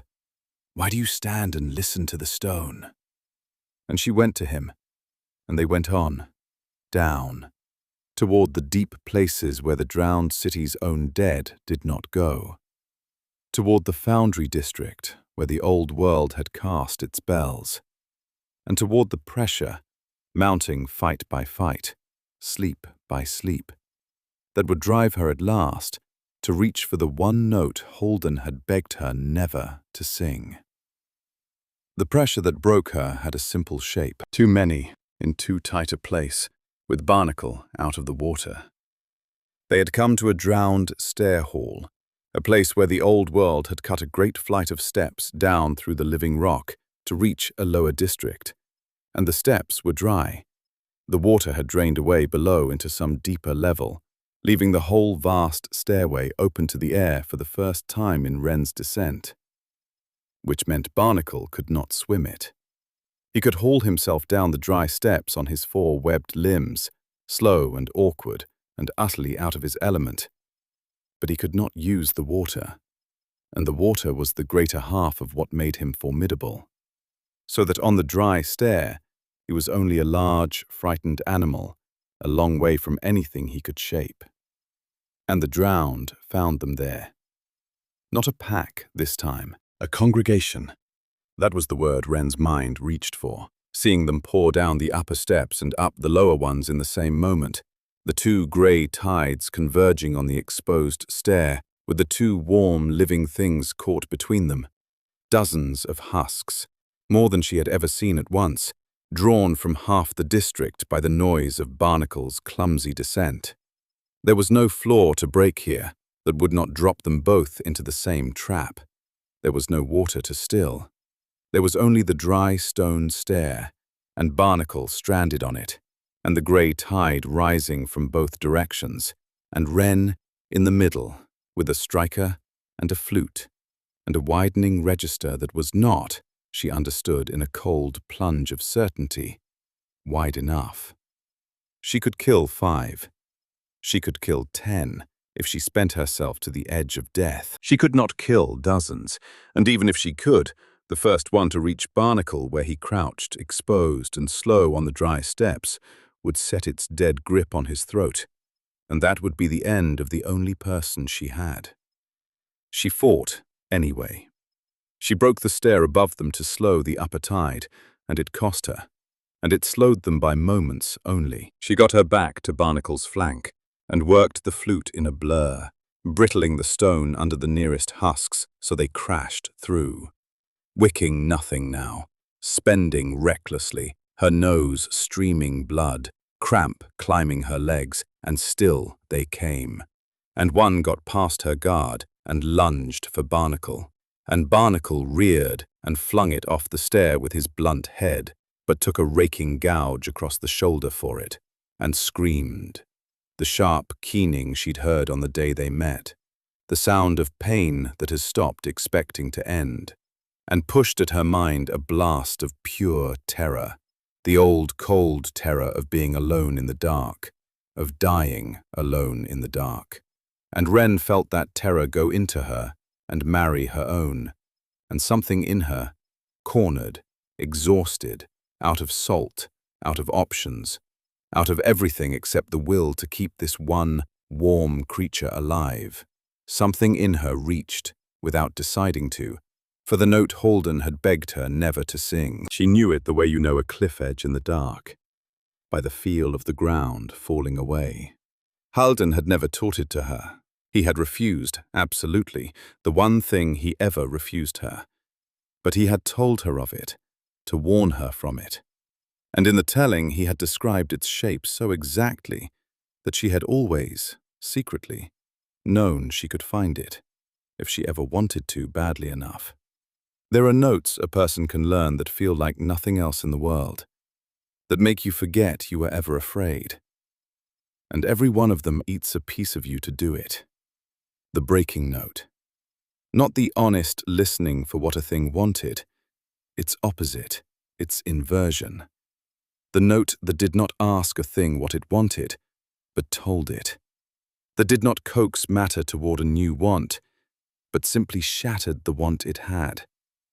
That unmade rather than made. It was forbidden not because the church forbade it, the church knew nothing of it, but because Halden did, because he had felt its pull, because it was the wolf that had learned to sing. And it was, she found, right there. It had been in her throat all along, under the seal, waiting, the way she'd always suspected. The seal that stopped her open voice did not stop this. This did not need a voice. It needed only the will to stop listening and start commanding. And she had that will now, cornered on a dry stair, with her whole heart about to be torn out of her by dead men. She reached for the breaking note, and she found it, and she sang it, not with her sealed throat, but with something under it, something older, a resonance she pushed out through the flute and through the striker and through her own bones all at once. And the world came apart. It was, exactly as Halden had promised, like nothing else in the world. The fear went first, all of it. The terror for Barnacle, the terror for herself, the grinding, exhausting fear she'd carried since the cliff. The fear that was the water she'd been swimming in for so long she'd forgotten it was there. All of it simply stopped, wicked out of her the way she wicked brine from a fish, and in its place came a vast, cold clarity, a rightness, an ecstasy of capability so total that she nearly wept from the relief of it. She was not afraid. She would never be afraid again, and she was strong. The breaking note poured out of her and touched the grey tide, and the grey tide came apart, husk after husk after husk, not thrown or broken or drowned, but unmade, their dead cohesion simply ceasing, the resonance that held their swollen flesh together shattering at the note's command, so that they folded and slumped and fell to grey ruin on the stair. All of them, the whole congregation, in the space of a few heartbeats, while Wren stood in the center of it, untouched and unafraid, and gloriously, terribly, wholly free. She could have gone on. That was the thing she would remember after with the most horror. That when the drowned were all down, when the stair was clear and Barnacle was safe, and there was nothing left to unmake, the note did not want to stop, and she did not want to stop it. It wanted the stair. It wanted the walls. It wanted the held songs humming in the deep stone. Wanted to reach down and shatter every working the old world had ever made. Wanted to unmake the whole drowned city, and the sea above it, and the church above that. And standing in the center of that wanting, Wren felt no reason at all why she should not. Why she should ever again do anything but this. Why she had spent her whole life listening and coaxing, and paying honest costs, when she could simply command. And Barnacle bit her. Not hard, but real teeth, closing on her arm above the wrist, sharp enough to break the skin. And the pain of it and the shock of it broke the note, and the world came back. The stair, the grey ruin, her own body, which she now discovered was screaming at her from a dozen directions at once. And Barnacle, his teeth still on her arm, his dark eyes fixed on her face from a hand's breadth away, pushing at her mind an impression she had never received from him before and hoped never to receive again. Not danger, not fear for himself, but fear of her, a bright, hard, recoiling no. The same no he had thrown at her on the day they met, when she had come at him with a knife, and under it, worse, a question, small and horrified. "Where did you go? Your eyes went away. You went away. Come back. Come back." Wren came back. She sat down hard on the ruined stair, among the grey remains of the congregation, and she shook. And the fear came flooding back into her all at once, all of it. The fear the note had wicked out, returning with interest, and she was more afraid than she had ever been. Not of the drowned, who were dealt with, but of herself, of what she had felt, of how good it had felt, of the fact that Barnacle had had to bite her to bring her back, and that she had not, in the moment, wanted to come back. She got her unbitten arm around his neck and pressed her face to his fur and shook, and pushed at him the only thing she could. "Here, here, back, sorry, back, here." And Barnacle held very still, and slowly, warily, unbit her arm, and pushed back a wary, uncertain warmth, forgiving her and not forgiving her, glad she was back and frightened of where she had gone. She checked herself for cost when the shaking eased, the way Halden had taught her to check after any working. Her body's debt was enormous. She'd spent salt she didn't have and would pay for days. But her body was not what she was afraid for. She reached inward for the other cost, the one Halden had warned of. Every one of them eats a piece of you to do it. And she groped through her own memory for what the note had eaten, and found nothing. Everything seemed to be there. Halden's face, the cottage, the fish on the slate, the lessons, the cliff, his hands on her jaw, his voice singing loud in the dark so she could get away. It was all there. She had gotten away with it. She had used the forbidden note and paid only the ordinary salt debt, and lost nothing of herself at all. And the relief of that was so great that she almost laughed her silent laugh. And she thought, he was wrong, or he exaggerated to frighten me off it. It doesn't eat you. Or it doesn't eat you if you're strong enough to stop. And I stopped. Barnacle stopped me, but I stopped. She was wrong.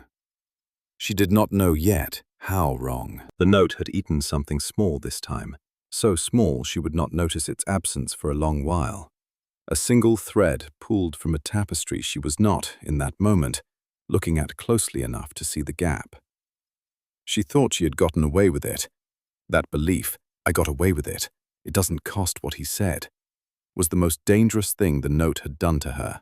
More dangerous than the small thing it had quietly taken, because it was the belief that would let her reach for the note again. But Barnacle knew. Barnacle had seen her eyes go away, and Barnacle was not fooled by the fact that she seemed, after, to be all there. When she had stopped shaking and cleaned the bite he'd given her, and they had climbed down the ruined stair away from the grey remains, Barnacle stopped her, in the dark, at the bottom, and pushed at her mind with great deliberation, slowly, making sure she understood, a single, sustained impression. The memory of her eyes going away, and the fear of it, and then, unmistakably, a no, a demand, a plea, a rule laid down between them. Not again. That. Not again. Promise. Not again.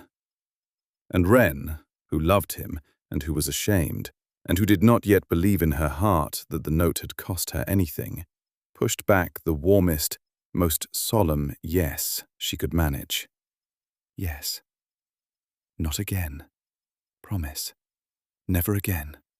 And meant it, entirely, in that moment.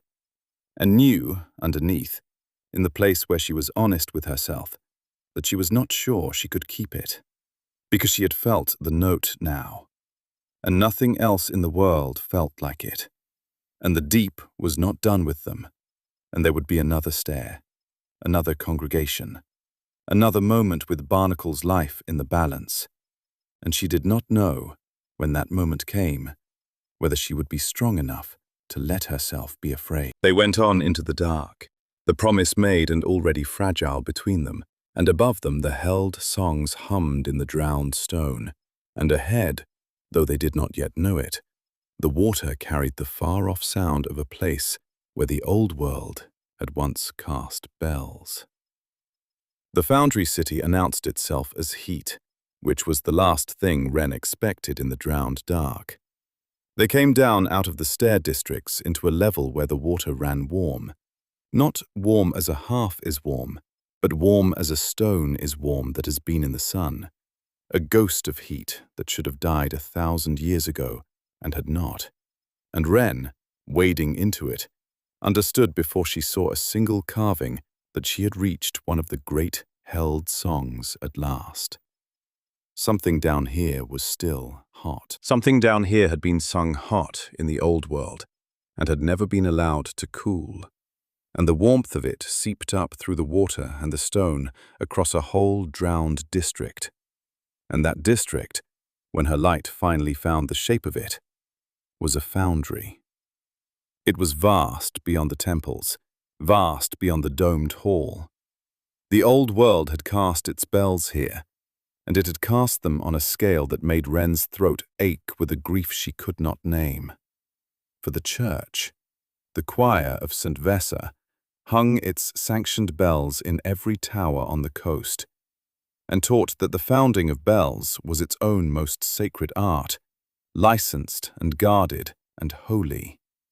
And here below the sea was the place the church's whole art had come from, a foundry city where the old world had poured bronze into molds the size of houses, and the church had drowned the knowledge of it and forbidden anyone to come and see. She waded through the warm water, past the drowned casting pits, past molds still half full of bronze that had cooled 1,000 years ago into malformed bells never rung, past the great channels where molten metal had run, and everywhere the held songs hummed loudest of all.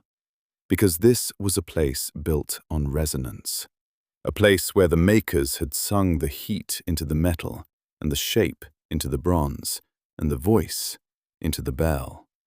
And their singing was still going on, faintly, in the fabric of the ruined works, so that the whole drowned foundry murmured to itself in the dark, like a choir that had forgotten it was dead. And the foundry was inhabited. The congregation here was worse than any she had met. A great standing host of the drowned, gathered in the central casting hall around the largest mold of all, motionless, ranked, as though they had assembled to hear a bell rung that would never be rung.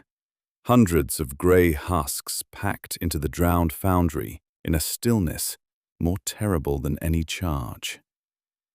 Wren, seeing them from a high gallery above the casting hall, went cold and low and quenched her light to a coal.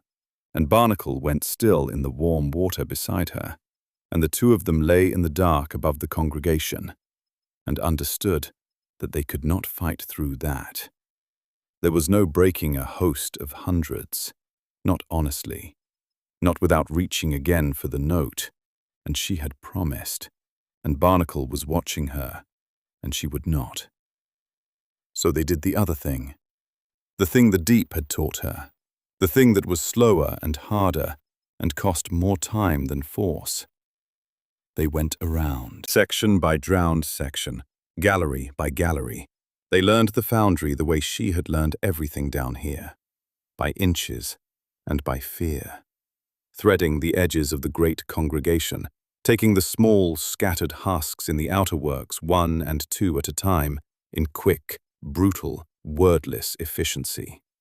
Wren's craft and Barnacle's water grown so smooth together now that a lone husk in a side gallery was dealt with almost before it registered as a threat, and never, never rousing the great host in the center.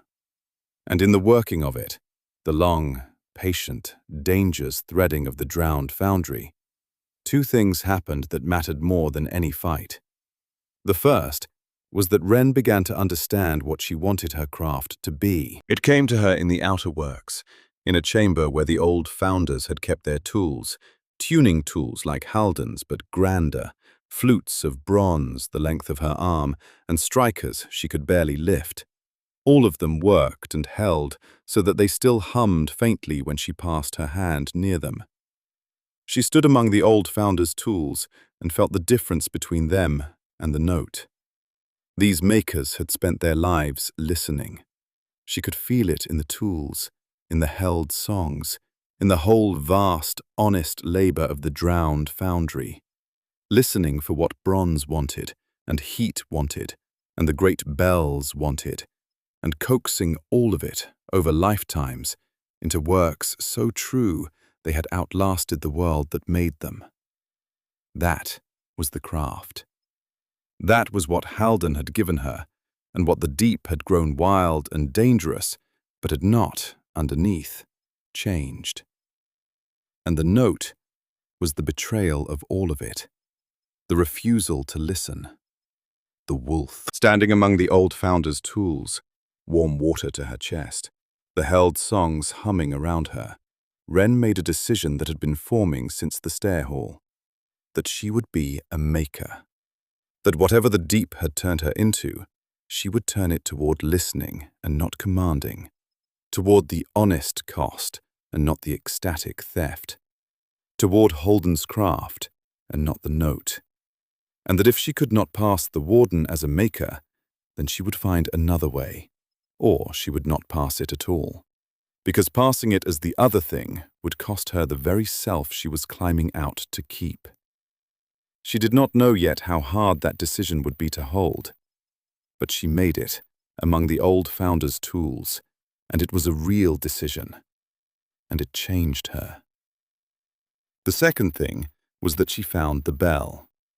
It was in the deepest of the outer works, past the last of the scattered husks, in a chamber Wren almost did not enter, because the held song coming from it was so loud it frightened her. Not a hum now, but a sound. A great, slow, sustained resonance she could feel in her teeth and her breastbone and the wound in her leg. A working so vast and so alive that standing in its doorway was like standing at the foot of a waterfall. And in the chamber, alone, hung a single bell. It was enormous, and it was cracked, and it was the source of everything. This was the first bell, she understood somehow, or one of the first. The great mother bell of the whole foundry, and the old founders had not merely cast it, but had sung a held song into it, the deepest and truest, working in the whole drowned city. And then the world had ended, and the sea had come, and the bell had cracked, a long, jagged fault down one side, and the crack had not silenced the held song but changed it, so that for 1,000 years the great cracked bell had hung here, singing a working that was almost, but not quite, whole. And the working it sang, Wren realized, standing in the doorway with the sound in her bones, was a listening. That was what the old founders had put into their mother bell. Not a working that commanded matter, but a working that heard it. A resonance that reached out and listened for the true want of everything around it. The perfected form of the craft Halden had spent his life on. The held song of listening itself. If she could learn it, if she could take that held song into herself, whole, the way she'd taken small workings from Halden, she would have the old world's own art of listening. The ability to hear the true resonance of any made thing, its held songs, its faults, its wants, its whole hidden voice. She would be able to hear a thing so deeply that she could unmake it not by shattering, not by the note, but by finding the one true resonance that was already its undoing, and simply singing it back to the thing until the thing came apart along its own honest fault. A way to break without breaking herself. To win as a maker and not as a wolf. It was exactly, precisely, the thing she would need to face the warden. She did not know that yet, standing in the doorway. She only knew that the held song was there, and vast, and cracked, and that learning it would cost her more than anything she had ever done. She waded into the chamber, and set her hands and her flute against the great cracked bell, and began, very carefully, to listen. It nearly killed her, and it marked her, and in the end she took it. She could not simply pluck the held song out of the bell. A held song 1,000 years old, sung into a mold the size of a house by a whole choir of the old world's masters, was not a fish's brine to be wicked in an afternoon. She had to learn it the way she'd learned everything, by listening for what it wanted and helping it want that more. And what the cracked bell wanted, she found, was to be whole. It wanted to complete the working the crack had broken, and she could not make it whole. That was beyond her, beyond any living tuner, the mother bell of a drowned world. But she could do the smaller, stranger thing that learning it required. She could sing along with the held song, matching it note for note as far as her ragged register could reach, and where the crack broke the working, she could fill the break with her own resonance, holding the working whole for a moment, a single moment, long enough for the completed held song to sound through her, into her, so that she carried its shape away even after she let the bell fall back to its broken singing. She reached and could not match it. It was too deep. The held song lived down in the far end of the true register and reached below into ranges she had no name for, ranges the seal in her throat made almost impossible. And she strained against the seal until she tasted blood and could not reach the bottom of the working, and the bell sang on, whole in every part but the one she could not fill, taunting her with the completeness she couldn't hold. And Barnacle helped her. He could not sing, but he could feel the working. She saw it, in the way he had gone still in the water of the chamber, his blunt head raised, his dark eyes half closed, listening to the held song in whatever way a grail listened. And she understood, slowly, that he heard it more clearly than she did. The reef folk lived in the deep. The grails swam the drowned works. Whatever sense let Barnacle push impressions through water and read the terror of a husk before it moved, that same sense let him hear the mother bell's held song whole and true, down into the ranges she could not reach. And so they did the thing they had learned to do, the thing that was the seed of everything to come. Wren listened through Barnacle. She pressed her hand to his neck and reached into the low, warm hum of impression that ran always between them now. And instead of sending, she received. Let his hearing pour into her. Let his clearer sense of the held song fill in the ranges her sealed throat could not reach. And with his hearing added to her own, she found, at last, the bottom of the working, the deep note the crack had broken. And she filled it with her own resonance, and for one single ringing eternal moment, the mother bell of the old world sang whole through the two of them, the girl and the grail, the maker and the reef child. And the held song of listening sounded complete for the first time in 1,000 years. And Wren caught it. She caught it, and it went into her, and the cost came due all at once. The salt debt was enormous, worse than the stair hall, worse than anything. She spent herself, grey and empty, holding the working whole, and would pay for it for days in fever and fog. But the salt debt was not the mark. The mark was the over-temper. She had forced a permanence, had made her body carry a working it was never meant to hold, and it wrote itself into her the way the iron grate had, only deeper. She felt it settle, a change in her hearing, a new depth to it. The held song of listening now hers, permanently, a lost art inherited whole, and she felt what it cost to carry it, a scarring in her register, a place where her range would never again quite ring true, the price of holding 1,000-year-old working in a living throat. Halden had warned of that too. She was marked now, twice over, iron and bell, her craft grown vast and her instruments scarred to buy it. And she understood for the first time in her body, and not just her mind, what he had meant. That every real power cost a real piece of you, and that the only question was ever whether you paid it honestly, listening, or stole it with the note.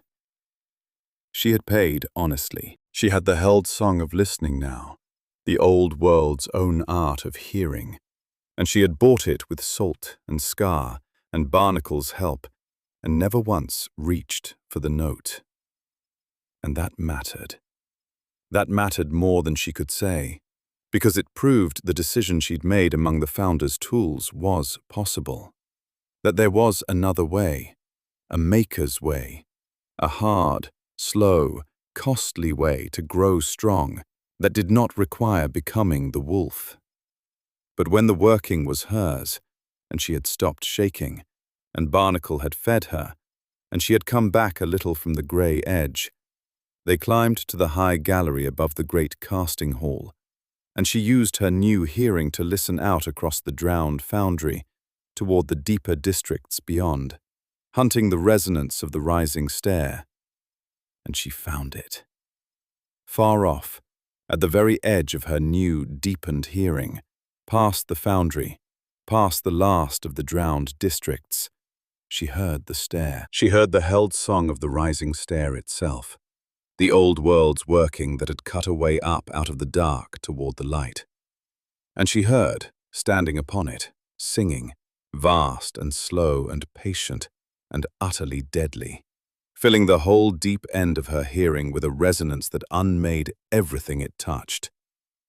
The choir warden. She heard it clearly now, with her new court listening, the great drowned construct of fused bells and bronze and coral, and the held song bound into its own frame, the working that made it, that held it together, that let it sing its territory to death. She heard, in the warden's own held song, the fault line, faint, deep, real. The one true resonance that was the warden's own undoing, if only she could reach it. If only she could sing it back to the thing until the thing came apart along its honest fault. And she heard, with the same terrible clarity, that she was not strong enough. Not yet. Her register even deepened, even carrying the held song of listening, could not reach the bottom of the warden's fort. It was deeper than the mother bell, deeper than anything. Down in the ranges only Barnacle could fully hear. And to reach it, she would need not just Barnacle's help, but something more than they had ever done. Something the low, warm hum of impression between them only pointed toward. She had the tool now, the listening, the maker's way to unmake. She did not yet have the reach, and between her and the stair lay the last of the drowned districts and its horrors, and the certainty, cold in her new, deepened hearing, that she would be pushed to the edge again before she got there, and that at the edge, the note would be waiting, patient as the deep, whispering that it could reach anything, that it could unmake the warden in a single breath, that all she had to do was stop being afraid. Wren looked at the far resonance of the warden on its stair, and she looked at Barnacle beside her, warm and whole and watching. And she pushed at his mind the shape of what she'd heard. The stair, the warden, the way up, and under it the shape of what she'd decided. As myself. I pass it as myself, not the other thing. As myself, or not at all. And Barnacle pushed back a warmth that was fear and trust and love all at once. And they went down off the gallery together, past the great motionless congregation, out of the foundry city, and into the last dark before the stair. The causeway was where she broke her promise, and where she learned at last what the note truly cost. Beyond the foundry, the drowned districts gave out into a great flooded gulf, a place where the floor of the old world had collapsed into some deeper dark, and the only way across toward the stair was a causeway, a raised stone road, narrow, ancient, running straight across the gulf on a series of drowned arches, with black water on either side falling away into depths Wren's light could not reach. It was a choke point of the worst kind, a single narrow road with no room to maneuver, no floor to break that would not drop them into the gulf. Water on both sides, but water too deep and too open for even Barnacle to command, and no way across but forward, in the open, in single file, with nothing to hide behind and nowhere to run. She hated it the moment she saw it. She listened across it with her new hearing and found it clear, no husks on the causeway itself, and let herself believe for one foolish moment that they might simply cross. They started across. They were halfway, the drowned arches falling away black on either side, the stairs' resonance louder now ahead, almost close, almost within reach, when the gulf gave up its dead. They came up out of the black water on both sides of the causeway at once, hundreds of them. A horde such as even the Foundry congregation had not been. The drowned of the whole collapsed district, rising, streaming out of the depths and hauling themselves up the drowned arches onto the narrow road ahead of and behind the two living things caught in the middle. There had been no husks on the causeway because the husks lived in the gulf, and Wren and Barnacle had walked out into the center of their whole drowned world, and were now surrounded on a strip of stone barely wide enough to stand on, with water on both sides too deep to fight in, and the horde closing from both ends at once. Wren fought. She fought as she had never fought, with everything the deep had taught her and everything the Foundry had given her. She used the held song of listening to hear the drowned as they came, to hear the faults in their swollen frames, and she sang those faults back at them, unmaking them 1 and 2 and 3 at a time, not with the note, but with the maker's way, finding each husk's own true undoing and singing it. And it worked. It worked beautifully. It was the very thing she had climbed and bled to learn. But it was slow, and the horde was fast and vast, and for every husk she unmade honestly, 2 more hauled up onto the causeway, and the maker's way, the listening way, the honest way, was simply too slow to hold back a tide. And Barnacle, stranded on the narrow stone with no deep water to shape, could only fight with his body, and his body was one body against hundreds. And Wren, in the middle of singing a husk's fault, heard him scream. She turned. A knot of the drowned had reached him from the far end of the causeway, 3, 4, 5 of them, and one had its dead grip on his throat, and another was raking his flank open, and he was rearing and thrashing and could not shake them. And he pushed at her mind not the old terror of being alone, but something worse, something final, the impression of a young creature that knows it is about to die. A bright, fading no, and under it, unbearably, a warmth turned toward her, even now, even dying, a last, you, at least you, glad it was you, not alone at the end. And Wren stopped being afraid. She did not decide to. There was no decision in it. There was only Barnacle dying, and the horde, and the maker's way too slow to save him, and the note right there where it had always been, under the seal, patient, whispering, I can reach them all. I can unmake this whole horde in a breath. All you have to do is let go. All you have to do is stop being afraid. And she let go, and she stopped being afraid, and she sang the breaking note into the drowned gulf with everything in her. The world came apart, ecstatically, exactly as before. The fear went. The horde came apart. Not 1 and 2 now, but all of them. The whole vast tide, hundreds of grey husks unmade in a single sustained breath of the note, folding and slumping and falling from the causeway back into the black water they'd risen from. And the ones on Barnacle fell too, their dead grip failing, their swollen flesh losing its cohesion all at once, so that he heaved free of them, bleeding and alive. Alive. She had saved him. The note had saved him. And standing in the center of the cleared causeway with the whole horde unmade around her, Wren felt the vast, cold, glorious clarity pour through her, and did not want it to stop. And this time, there was no barnacle to bite her, because Barnacle was down and bleeding at the far end of the road. And she stopped it herself. That was the thing she would hold on to after, in the ruin of what followed, that she stopped it herself. No one bit her. No one brought her back. She heard, through the note's cold ecstasy, some small, honest maker's part of her that she had built among the founder's tools, some part that had decided she would not be the wolf. And that part said enough. He's safe. Stop. And she, clawing, straining, against a current that did not want to be fought, she stopped the note. The fear came back. The world came back. And she checked herself for cost, the way she always did, the way Halden had taught her. And this time the cost was not nothing. She reached inward for what the note had eaten, and she found the gap. It was small.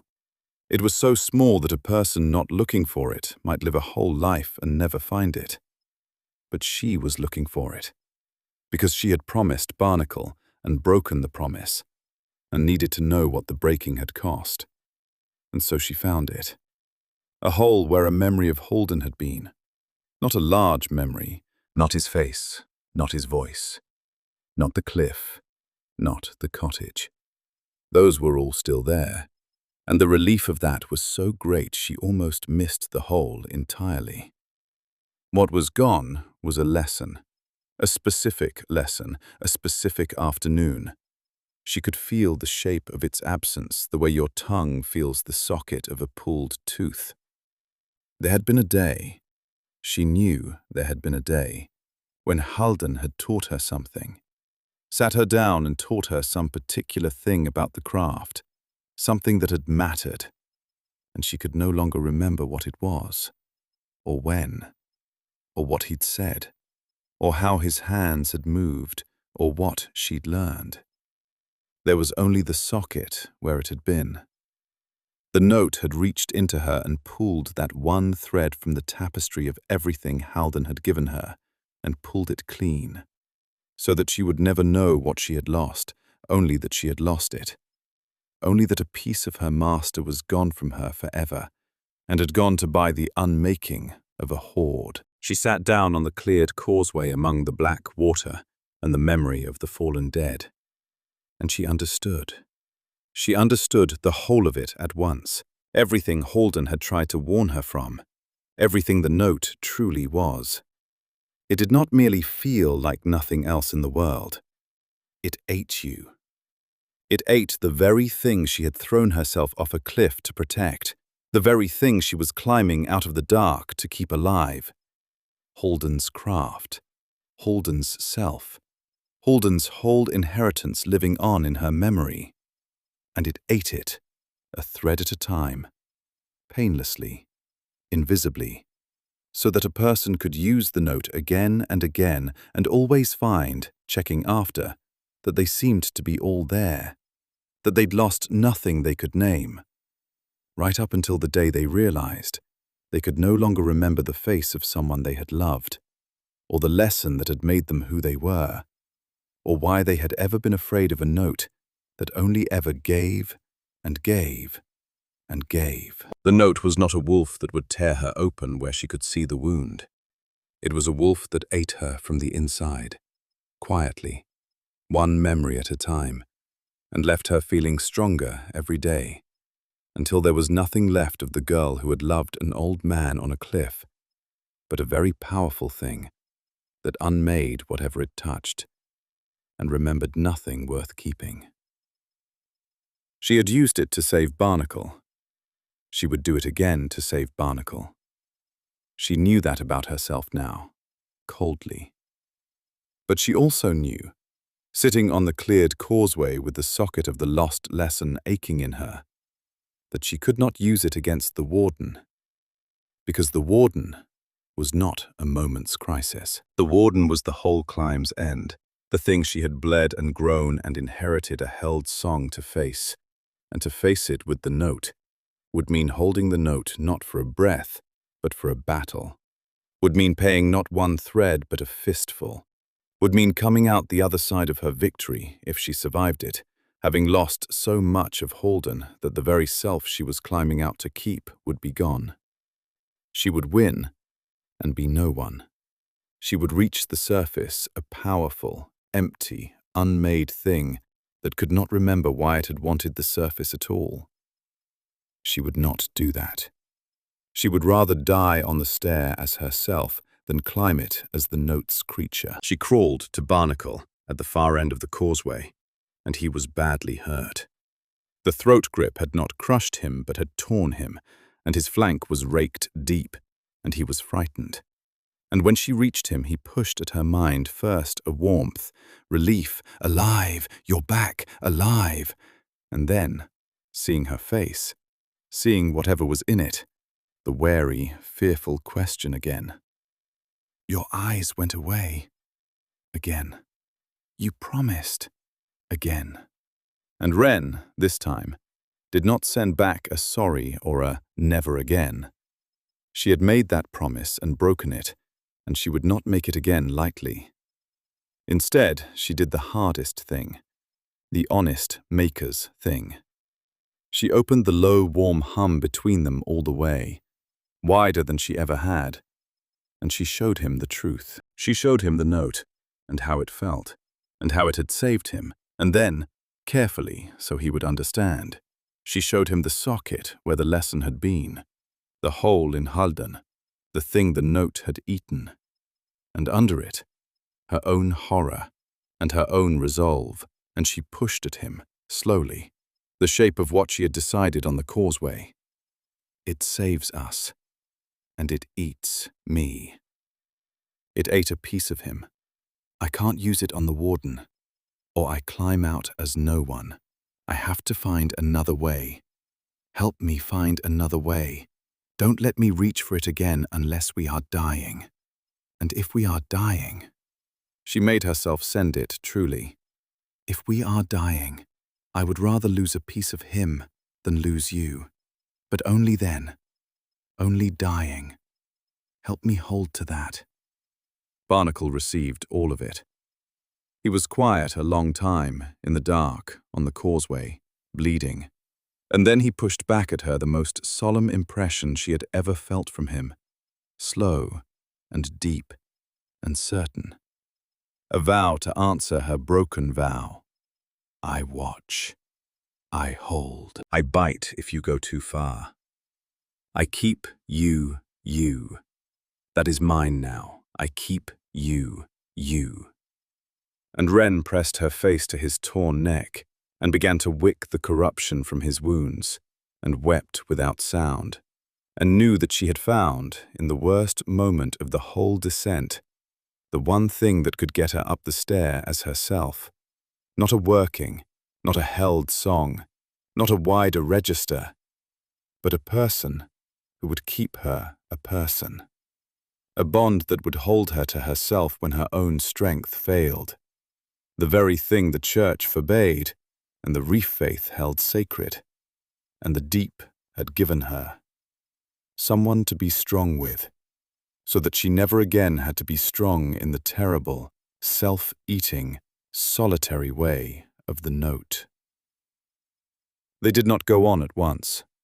Barnacle was too hurt, and Wren was too spent, and more than that, something between them needed mending that was not a wound of the body. They sheltered past the causeway, in a dry, drowned chamber Wren's hearing found safe, and for a long while, 2 sleeps, 3, they simply healed. Wren wicked the corruption from Barnacle's torn flank and throat a little at a time, paying the salt debt slowly, letting her own grey emptiness refill between workings. And Barnacle brought her fish from the gulf and kept the warmth flowing between them, and neither of them pressed toward the stair, because both of them understood, without a way to say it, that they were not ready, not their bodies, which would mend, but the thing between them, which the note had cracked. Because the note had cracked it. Wren felt the crack every time she looked at Barnacle, and remembered the fearful question in his eyes. Your eyes went away. again. And every time she reached inward and touched the socket where Halden's lesson had been. She had broken a promise to him. She had, in the breaking, damaged the very inheritance she'd sworn to protect. And Barnacle had watched her do it, twice now. Had watched her become for a few breaths a cold, unmaking thing that did not know him. And though he had chosen to keep loving her, to keep her, the choice had cost him something too. A certainty. A trust that had been simple and was now complicated.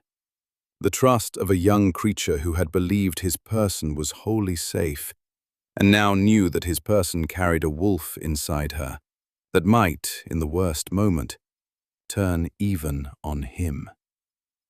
They had to make that right, or they would climb the stair as two damaged things instead of one whole bond. And the whole climb had taught Wren that two damaged things did not survive the deep. Only the bond survived the deep. So she did the slow, honest work of it, the way she did everything now. She could not apologize in words, but she could open the hum between them and stay open, keep nothing back, let Barnacle feel everything in her all the time, not just the warmth she wanted to send, but the fear underneath, the temptation still whispering, the shame, the grief, the socket in her memory, all of it. No more hiding the ugly parts behind a scent smile. If he was to keep her, he had to know all of her, the wolf as well as the maker. And so she stopped protecting him from the wolf and simply showed it to him and trusted him with it and let him decide, knowing everything, whether he still wanted to keep her. And Barnacle, given the whole truth, chose again. Slowly, over the sleeps in the dry chamber, the wary complication in him eased, not back into the simple trust of before, which was gone, but forward into something sturdier, a trust that had looked at the worst and stayed. He pushed at her, once, the shape of it, the clearest thing he'd ever sent. Not "you are safe," which was no longer true, but "you are worth the danger." I know the wolf now. I keep you anyway. I keep the maker and I watch the wolf. Both. You are both and I keep both, and I hold you to the maker. And Wren understood that this was better than the old, simple trust. This was a real thing, a thing that had been tested and had held, the kind of bond you could take up a stair against a warden. She used the healing time for one thing more. She listened, again and again, with her new court-held song of listening, across the last dark toward the stair and the warden. And she studied it, the way she'd studied the carving on the first day, the way she'd studied any hard working, as a shape she had to earn. She listened to the warden's held song until she knew it, until she could have hummed its outermost ranges, until she understood exactly what it was. And what it was, she came to understand over those long listenings, was not a monster. The warden was a made thing, like the mother bell, like the whole drowned city, a construct the old world had sung into being and set upon the stair. And its held song was not malice, but purpose.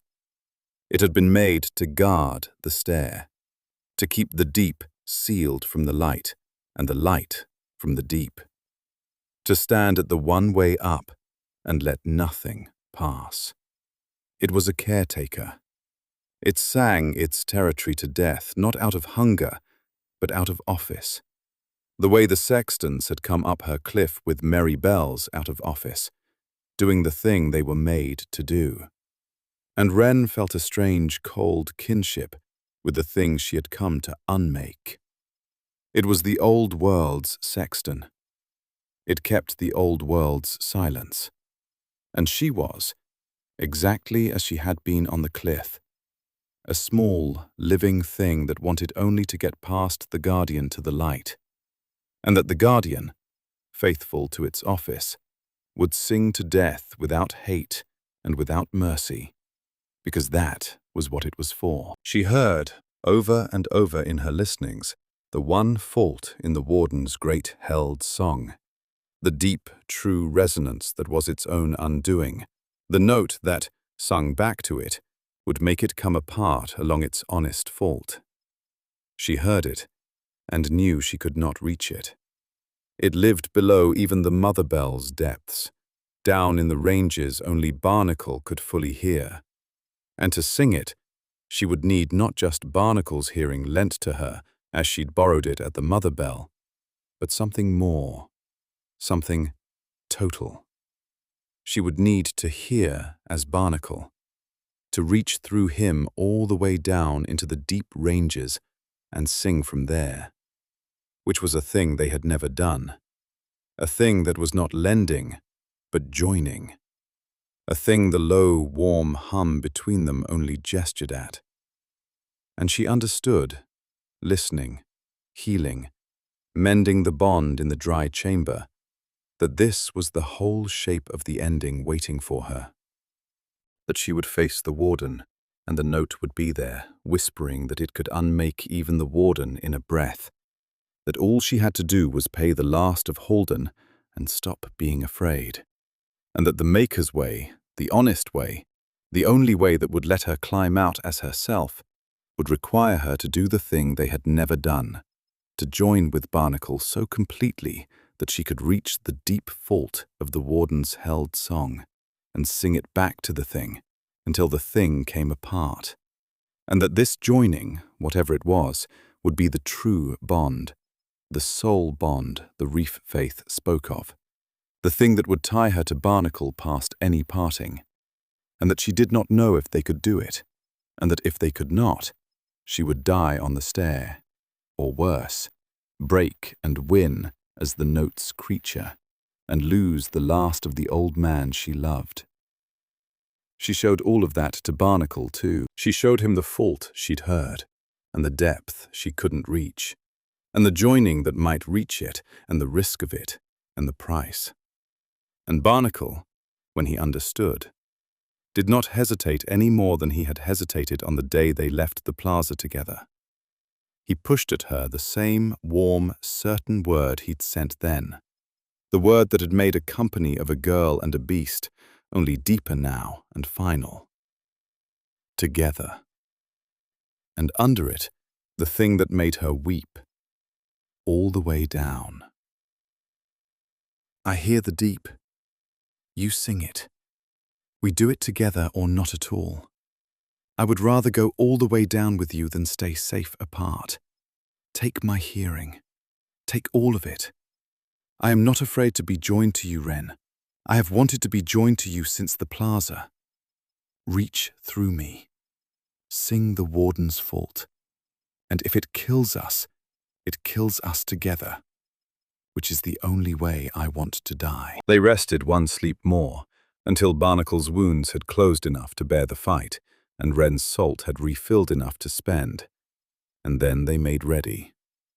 Wren took out the two tools she had never used, the ones Halden had said she'd learn when she had quiet and time, the hollow bone needle and the drilled grey stone.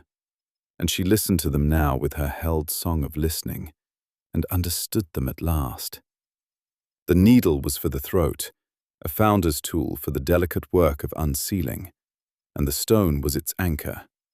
And together they were the means, dangerous and costly, of opening a sealed voice. Halden had put them in her kit, knowing she would need them. Knowing that one day, to face what waited at the bottom of the deep, she would have to sing openly again. Not the small, close hum the seal allowed, but her full voice, her whole register, reaching down through Barnacle into the deep fault of the warden's song.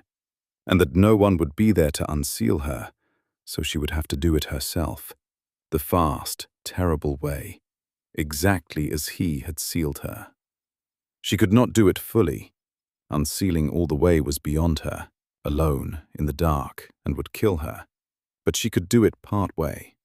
She could open the seal enough to loose her voice into the high register, enough to reach further down than the hum allowed, enough, with Barnacle's deep hearing joined to hers, to reach the warden's fault. It would hurt. It would cost. It would tear at the place where Halden's craft was sealed, might even loose before she was ready, whatever heavy hidden thing he'd locked away in her throat under the silence. She did not care. She had climbed a whole drowned world to face the thing on the stair, and she would face it with her own voice, partway loosed, joined to Barnacle, as a maker and not as the note. Or she would not face it at all.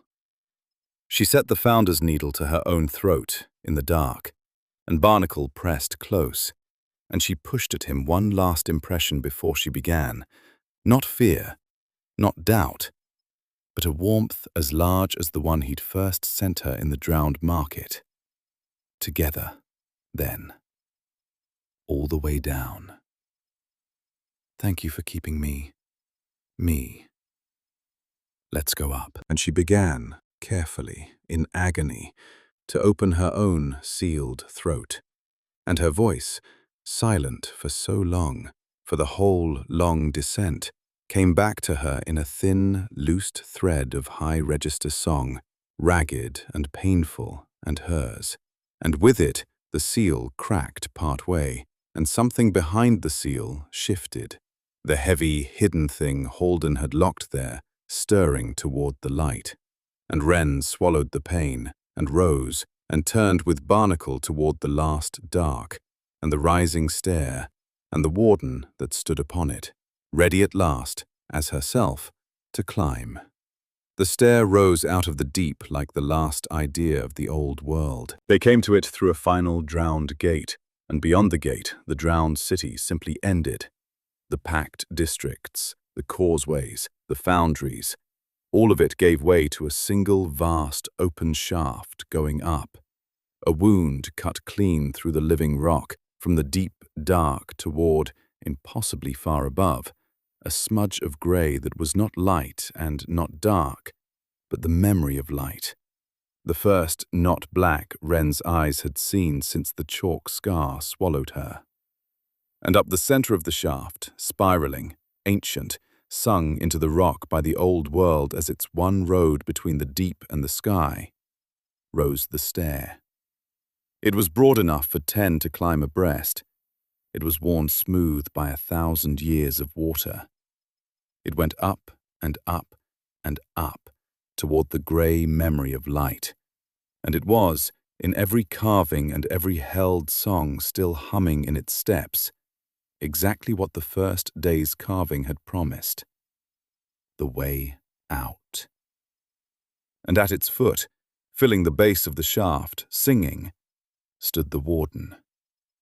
It was worse and grander than the carving.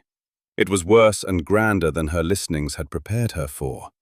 It rose out of the black water at the stair's foot, like a cathedral that had learned to stand. A colossus of fused bells, hundreds of them, thousands, drowned bronze of every size, welded and grown together over a frame of ancient iron and threaded through with a millennium of coral, so that it was at once metal and living reef, at once made and grown, at once a machine and a thing. It had the rough shape of something that stood upright, with a body and limbs and a great blunt head, and where a face should be, it had only a mouth, a vast open bell mouth from which its song poured. And the song was death. Wren had heard it in her listenings, but hearing it and standing in it were not the same. The warden sang its territory, the whole base of the shaft, the first 100 steps of the stair, and its song was a held working of pure unmaking, a resonance that reached into any living matter that crossed into its territory and sang that matter's cohesion apart, gently, patiently, faithfully, the way a sexton's tuned wire found a wild singer's wrist. Anything living that came within the reach of the warden's song would simply, over a span of breaths, come undone. The water in it drawn out, the flesh unsung, The self dissolved back into the salt and stone of the deep. It did not charge. It did not hunt. It stood at the foot of the stair and sang, and its song was the wall. And to reach the stair, Wren and Barnacle would have to cross into the song and survive it long enough to do what could not be done quickly. Wren, standing at the drowned gate at the edge of the warden's territory, her throat partway unsealed and aching, her voice loosed into a thin, high thread, listened to the death song with everything the deep had given her, and made herself see it whole, and found the fault. It was where she'd heard it in her listenings, deep, deep down at the very bottom of the warden's held song, the one true resonance that was the whole construct's own undoing. For the old world had made even its guardians honest, had built into the warden, as into everything, the fault along which it would come apart if ever the right note were sung back to it. She could hear the fault. She could not, alone, reach it. It lived below her loosed high register, below even where the founder's needle had opened her throat, down in the deep ranges only Barnacle could fully hear. And the note was there. Of course the note was there. It rose in her the moment she stood in the warden's death song and felt the first cold tug of the unmaking reaching for her own flesh. The note, whispering its old ecstatic promise, I can unmake it in a breath. I don't need its fault. I don't need to reach anything. I unmake by command, not by listening. I can shatter the whole warden the way I shattered the horde. All you have to do is stop being afraid. All you have to do is pay. And she felt how easy it would be, how the note would win instantly, how she and Barnacle would be past the warden and up the stair and into the grey light in the space of a single breath, if she would only reach for it. And she would come out the other side, no longer herself. She would pay not a thread of Halden, but a fistful, a battle's worth, because unmaking the warden with the note would take far more than unmaking a horde. She would climb into the grey light, a powerful, empty thing that could not remember the old man's face. She had decided this on the causeway. She decided it again now, standing in the first cold reach of the death song, with the note whispering and Barnacle warm and afraid beside her. No, as myself, all the way down together, or not at all. She pushed at Barnacle the shape of it. Now. The fault is down where only you can hear it. I open all the way to you. You open all the way to me. We join, all the way down. And you must not let me reach for the note, no matter what it does to us, even if we are dying. This time, not even if we are dying, because to beat the warden with the note is to lose him entirely. And I would rather lose everything than lose him entirely. Hold me to the Maker, all the way down, together. And Barnacle pushed back the last together of the whole long descent, and they crossed into the warden's death song, and the ending began. The song took them the moment they crossed. Wren felt her own cohesion begin to sing apart, felt the death song reach into her flesh and find the water in it and begin, patiently, faithfully, to draw it out, to unsing her. The same working she'd used on a fish's brine turned on her whole living body, and the pain of it was enormous and strange. Not a burning or a tearing, but a loosening. A sense of her own edges going soft, herself beginning to dissolve at the seams. She had a span of breaths, not more. In a span of breaths, the death song would unmake her, and Barnacle beside her, and she had to reach the fault and sing it back before it did. And the fault was too deep, and there was no time, and the note was screaming its easy promise. And she opened the bond all the way, and joined with Barnacle, and everything changed. She had never done it. No one, perhaps, had done it in 1,000 years. A tuner and a grail, a maker and a reef child, joined not in the low, warm hum of shared impression, but wholly. Two hearings become one, two selves reaching into one another all the way down. It was not like lending. When she had borrowed Barnacle's hearing at the Mother Bell, she had stayed herself and taken a little of his sense. This was not that. This was pouring herself into him and letting him pour into her. So that for the span of the ending, she was not Wren listening through Barnacle, but something that was both of them at once. A single, joined thing that had Wren's voice and craft, and Barnacle's deep hearing and command of water, and, under everything, both their whole hearts. The girl who had thrown herself off a cliff to keep an old man's craft alive, and the young grail who had been swept from the reef and found, in a voiceless girl in the dark, the only person who could answer his loneliness. Joined, they were vast. Joined, Wren could hear as Barnacle heard, all the way down into the deep ranges, down to the very bottom of the warden's held song, down to the fault. And joined, Barnacle could hold her to herself. That was the thing she understood in the joining, that she had not understood before. The thing that made the whole bond more than a tactic. With Barnacle inside her, with his whole heart poured into her alongside her own, the note's promise lost its terrible, solitary pool. The note had always whispered to her alone. It offered the strength of the solitary self that needs no one. The strength that does not have to be afraid because it does not have to care. But she was not alone in her own self anymore.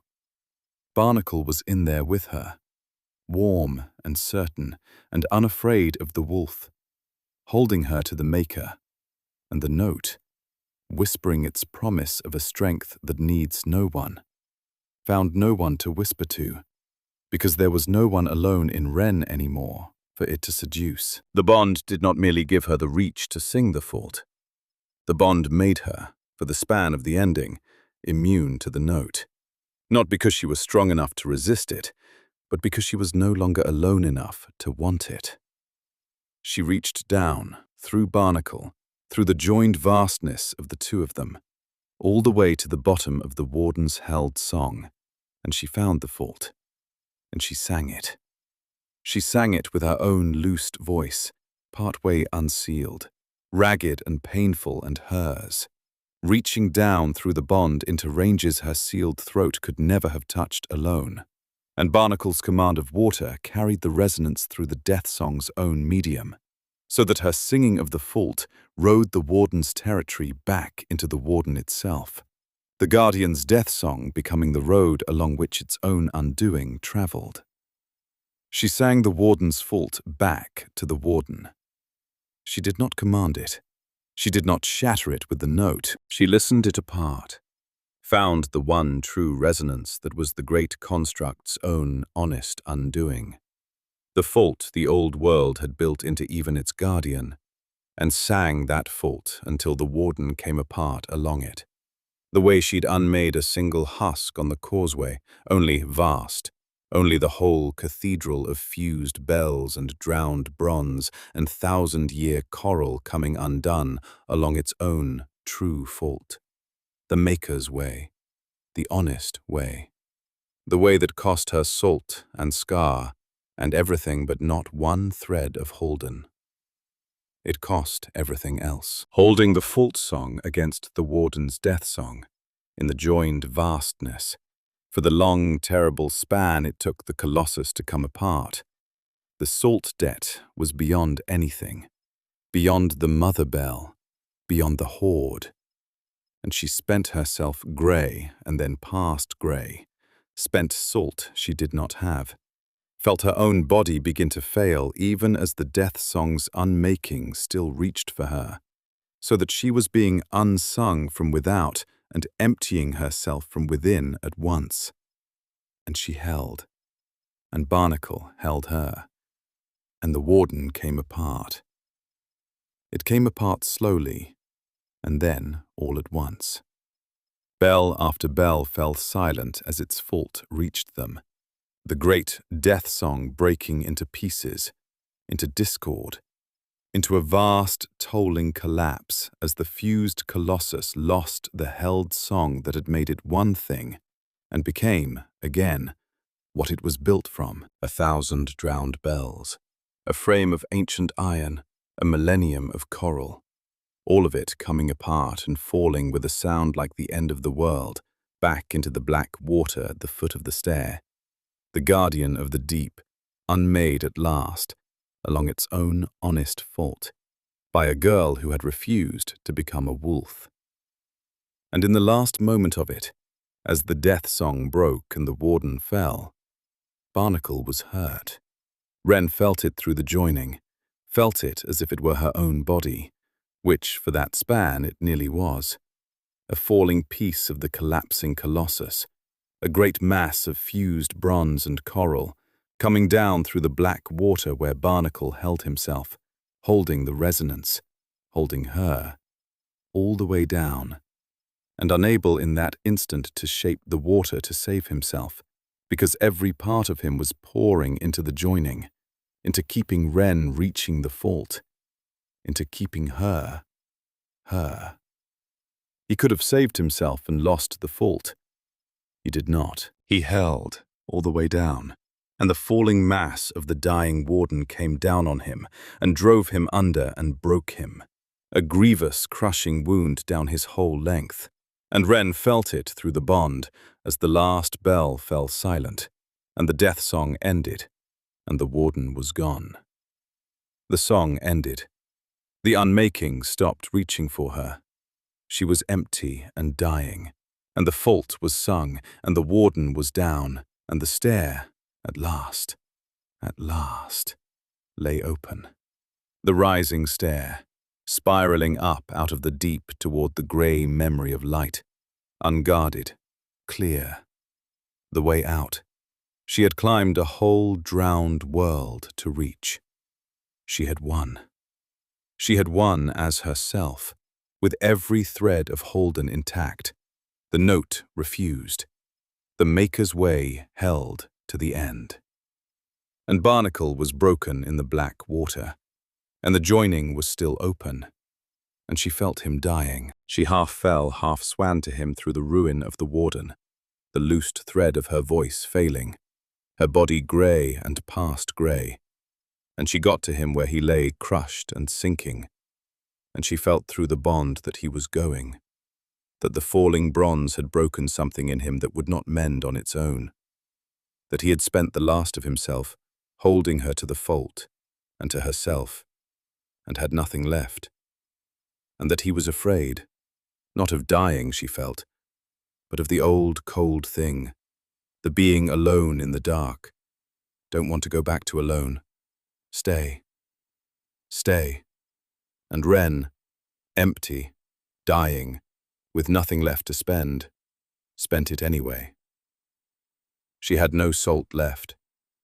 She poured out what wasn't there. She turned everything the deep had given her, the held song of listening, her loosed voice, her whole scarred vast register, the joining itself, onto the one working that mattered, the wicking and closing and stilling and mending of Barnacle's broken body, listening for what his failing flesh wanted, which was to live, to hold together, to stay, and helping it want that with everything she was, paying a cost her emptied body could not pay, so that the debt came not out of salt she didn't have, but out of her own self, her own life, the last of her, poured into keeping Barnacle alive because she would not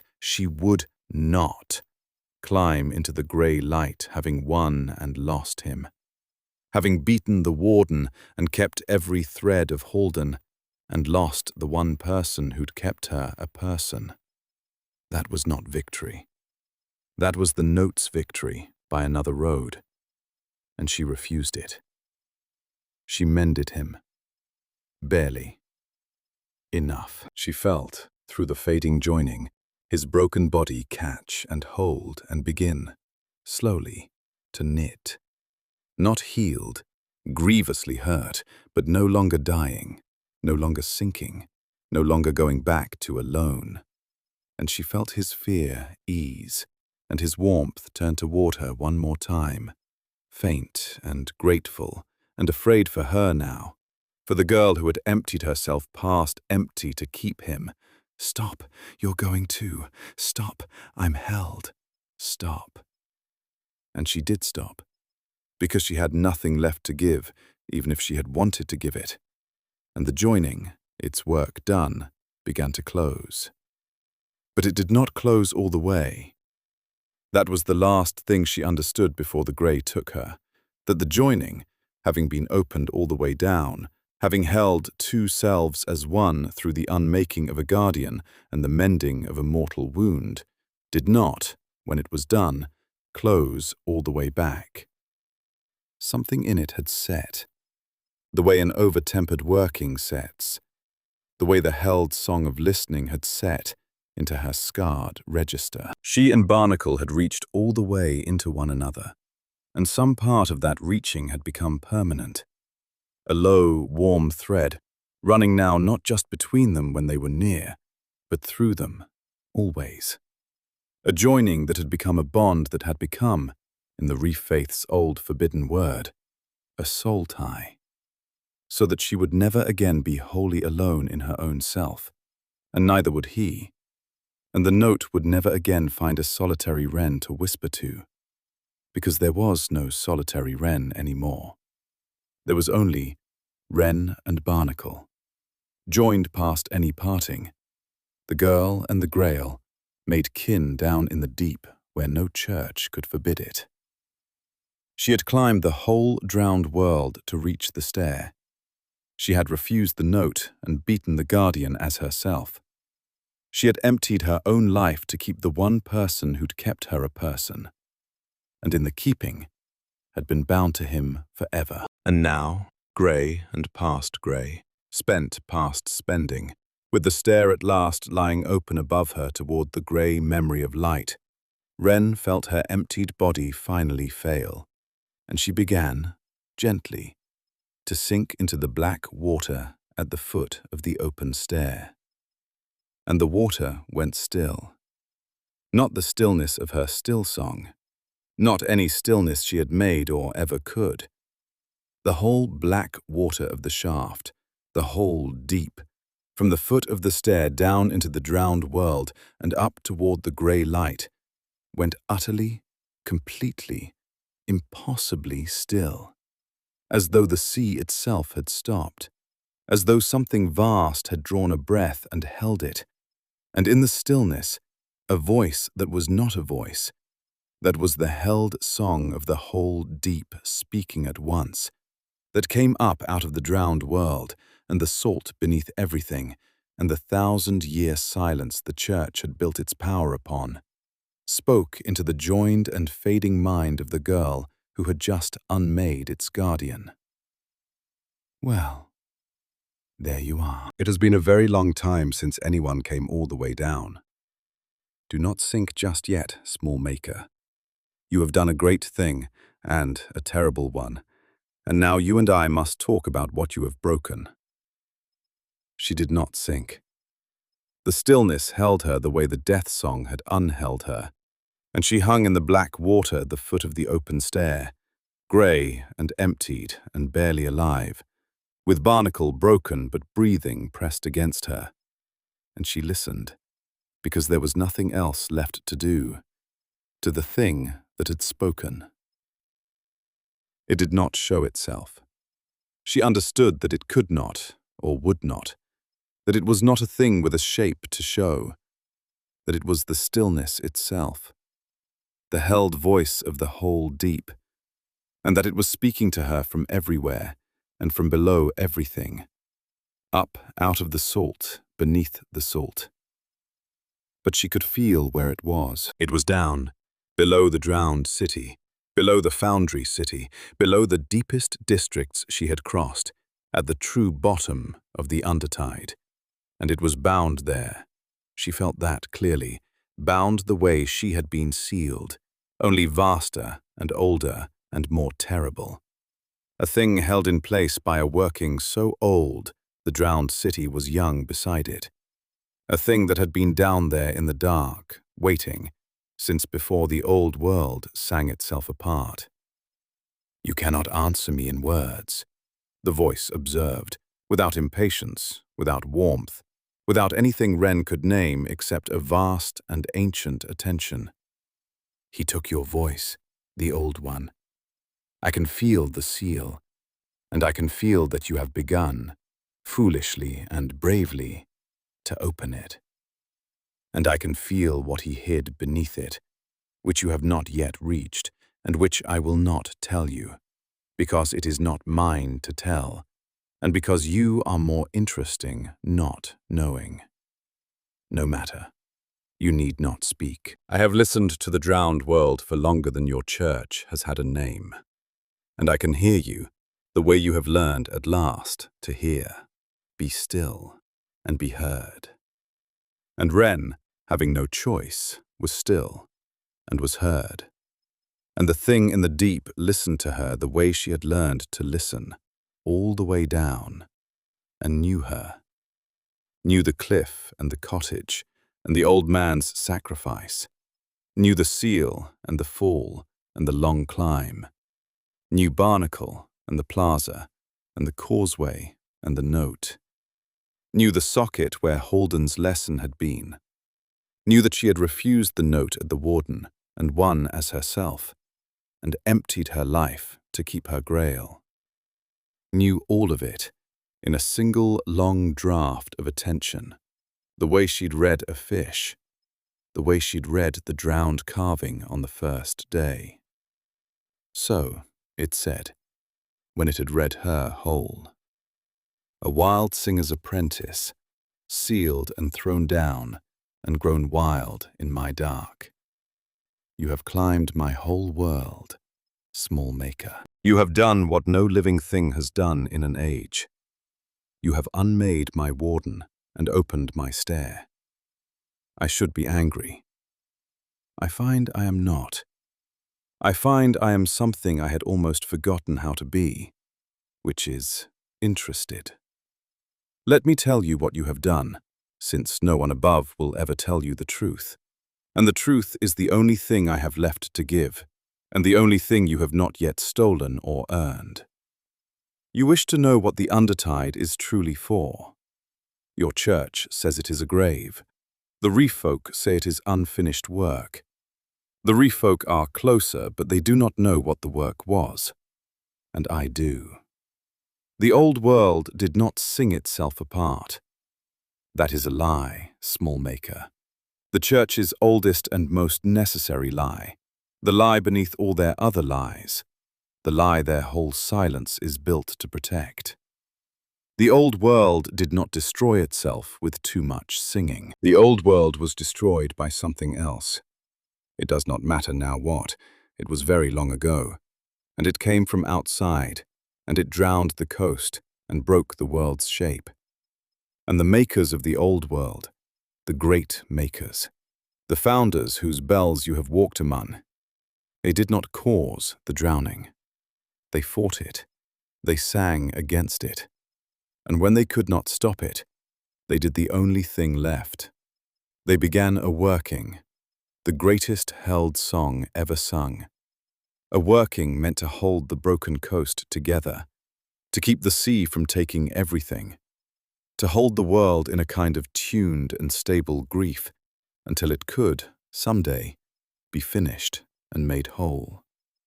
They did not finish it. They ran out of time, or out of makers, or out of world. They sang the great working as far as they could, and then they died. And the sea came, and the working was left unfinished, held but not complete. A song stopped in the middle of its resolving, holding the coast together in a tension that was meant to be temporary and has lasted 1,000 years. That is what the undertide is. It is not a grave.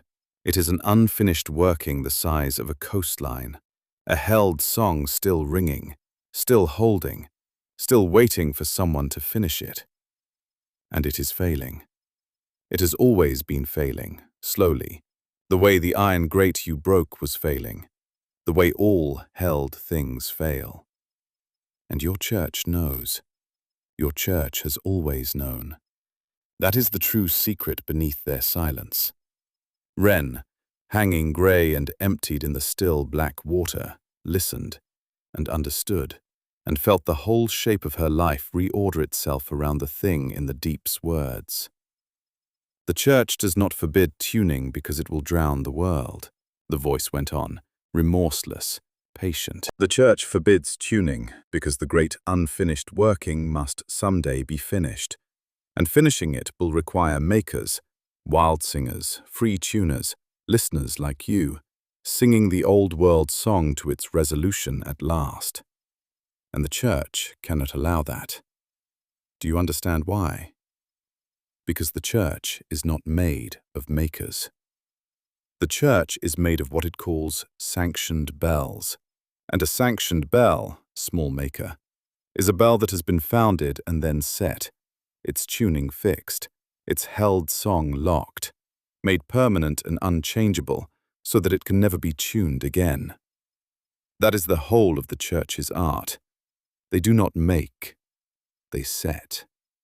They take a thing that could sing, and they fix its song forever so it can never change. And they call the fixing holy. And they hang their set and silenced bells in every tower on the coast. And they teach that the setting is the highest craft, and the free singing is the deepest sin. Because a set bell cannot finish the working. A set bell cannot retune. The church has built its whole power on the setting of songs. And the great working needs the unsetting of songs. And so the church must hunt every freemaker on the coast forever. Because every freemaker is the thing that could finish the work the church has spent 1,000 years making sure is never finished. They chose the silence, small maker. Long ago, the ones who became your church, they found the unfinished working and understood it. And they understood that finishing it was the world's only hope, and also the end of any power built on the present broken order. And they chose the broken order. They chose to hold the coast in its failing grief forever, rather than risk the change that finishing the work would bring. They set their bells, and they hunted the makers, and they called the drowned world a grave, so no one would come down and hear the truth still ringing in the stone. Your old one on the cliff, he knew. That was his heresy. Not the tuning of flesh, the knowing. He was a founder once, a setter of bells, and he learned what the setting was for, and he could not bear it. And he became a wild singer, to keep the free craft alive, because the free craft is the only thing that can finish the work, and he died to pass it to you. The socket in her memory ached.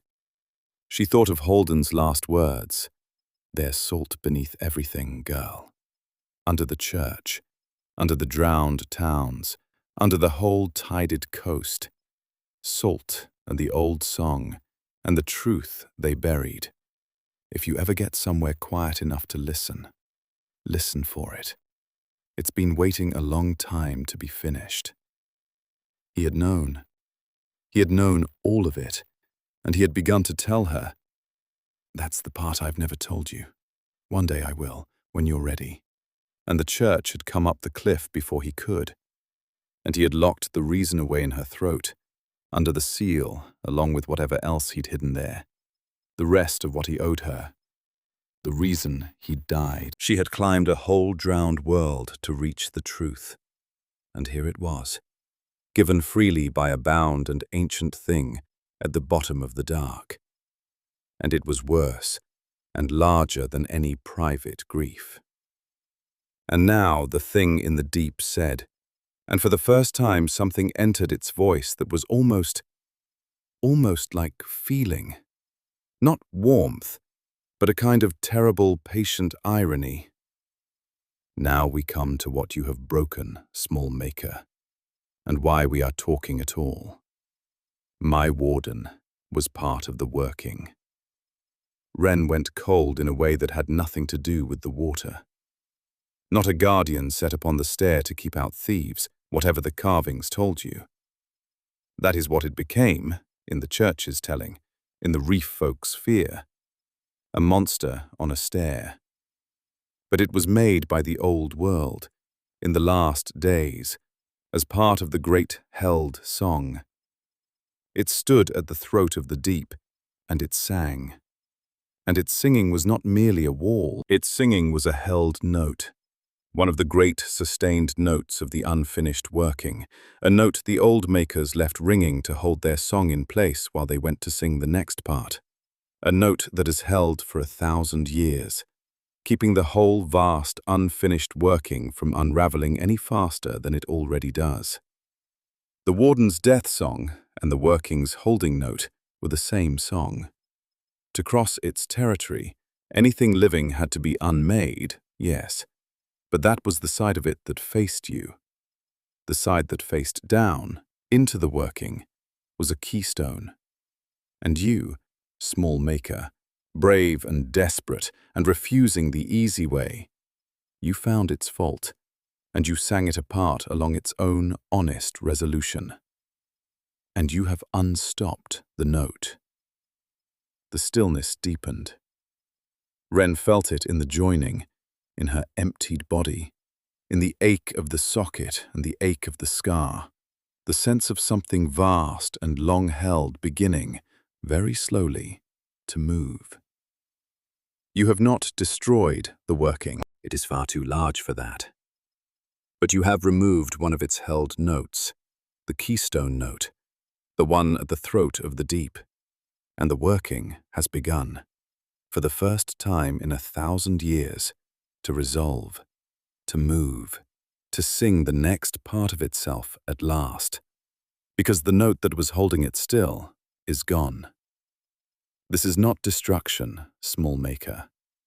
This may even be, in the long unspooling of ages, the beginning of the finishing your old one died for. But it is change, and the coast above you has been held in one shape for 1,000 years, and knows no other, and it is not ready. When a held song 1,000 years old begins to resolve, the things built upon its stillness will shift. The sea will move where it has not moved in an age. The drowned will stir. The set bells in the church towers, fixed and unable to retune, will find the world tuning around them and be able to answer none of it. And the change will fall, as change always falls, not on the church in its high set towers, but on the low and the free and the unset, on the fishers and the marsh folk and the wild singers, on the ones with songs still loose enough to sing back to a changing world. You have quickened the finishing. You did it to save your grail and to keep yourself, which are good reasons, small reasons, the only reasons anyone ever does anything that matters. And the whole coast will pay for it and be remade by it, and none of them will know your name.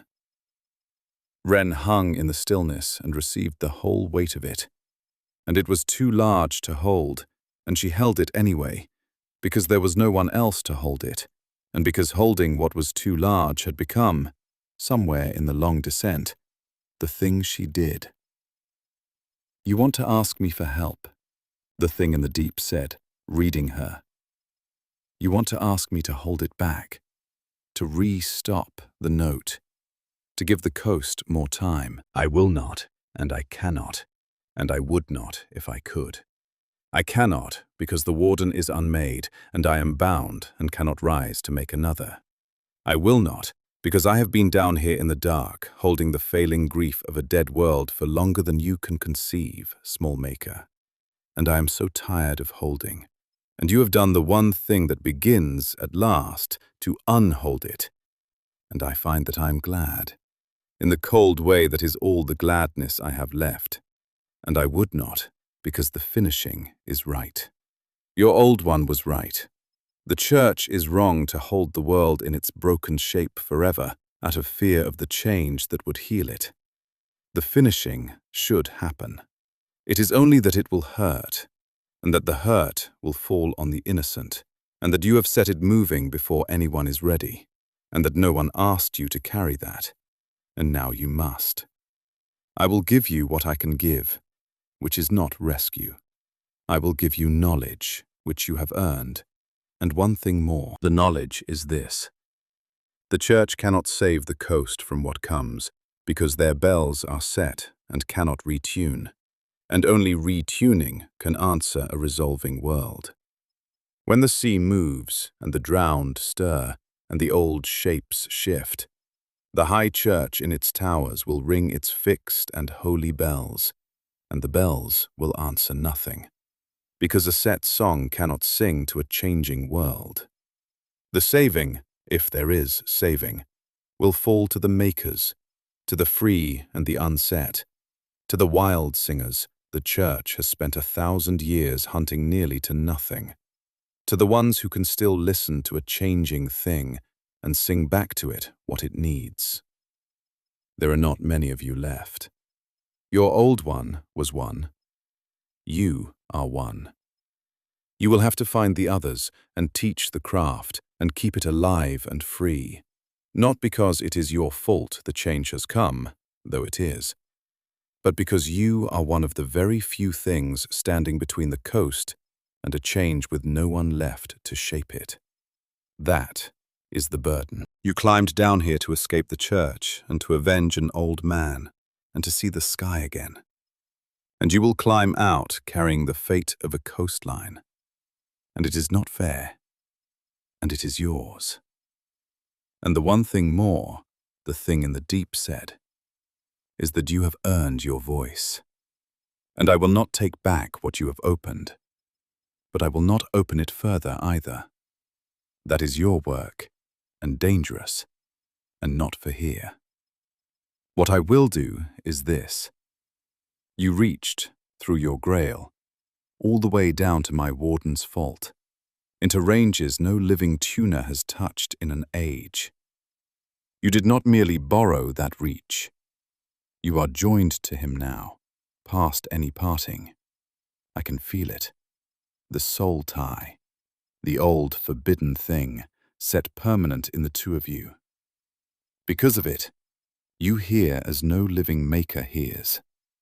You have reached the deepest register there is, not by widening your own throat, which is scarred and will never widen so far, but by joining a hearing that reaches where yours cannot. You have what the old founders had at their greatest, the whole range, from the surface hum to the deep-held songs. Through the two of you together, guard it. It is the finishing craft. It is the thing that could someday sing the working whole.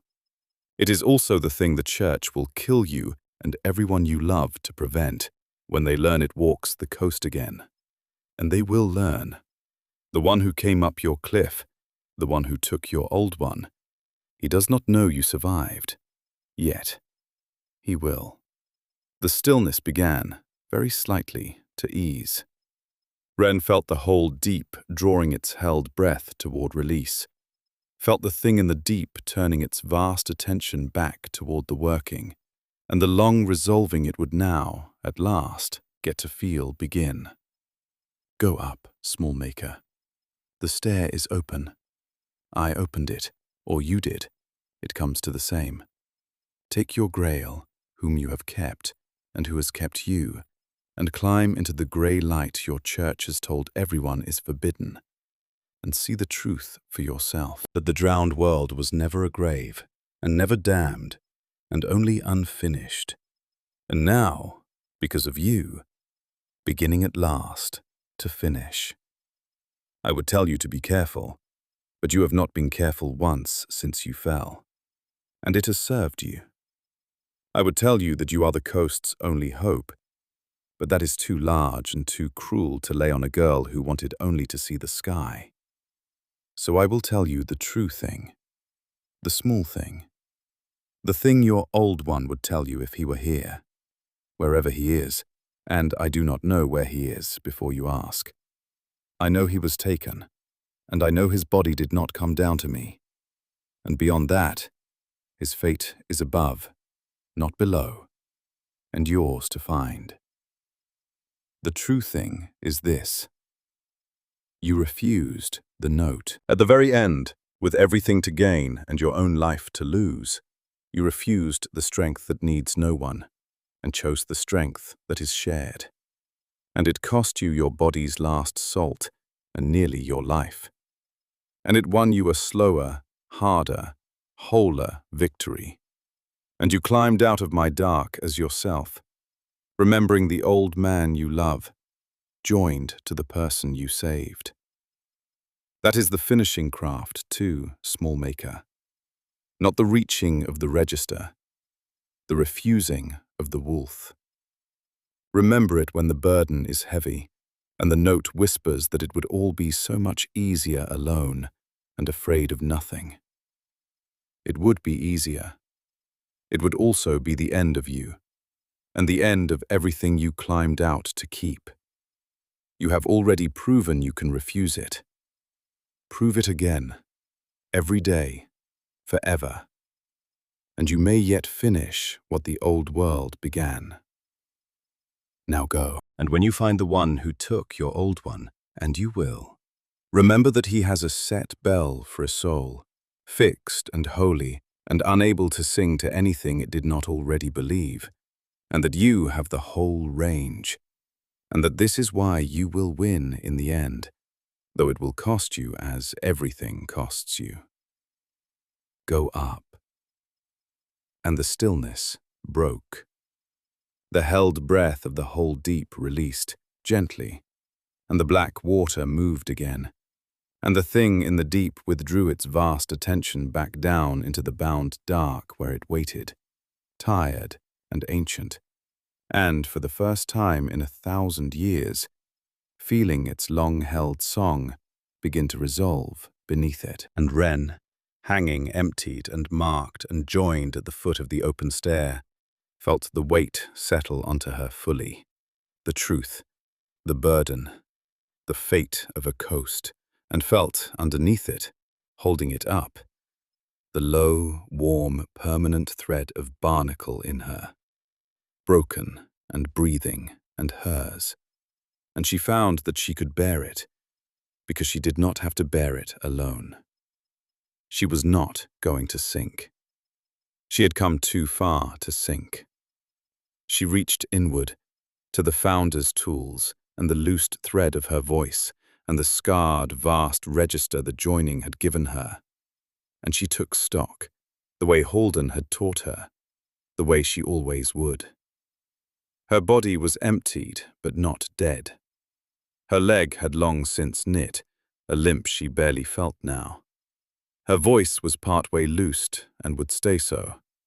She had the high register now, hers, and through barnacle the whole range beneath.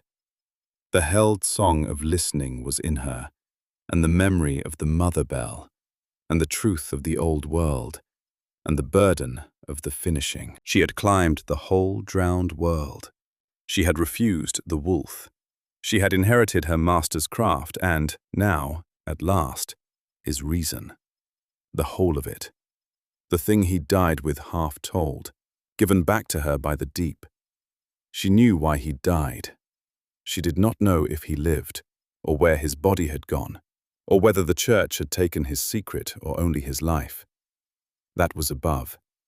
That was hers to find. She turned to Barnacle in the moving water. He was grievously hurt and slowly mending, and would carry the warden's mark down his whole length forever, as she carried her scars.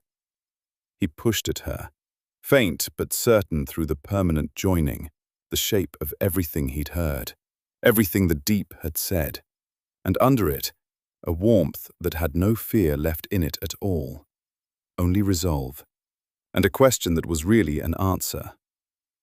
Up, then. Together. Up. And Wren pushed back the last thing she needed to push. The thing that turned all the grief of the whole long descent into the thing she would carry it as from now on.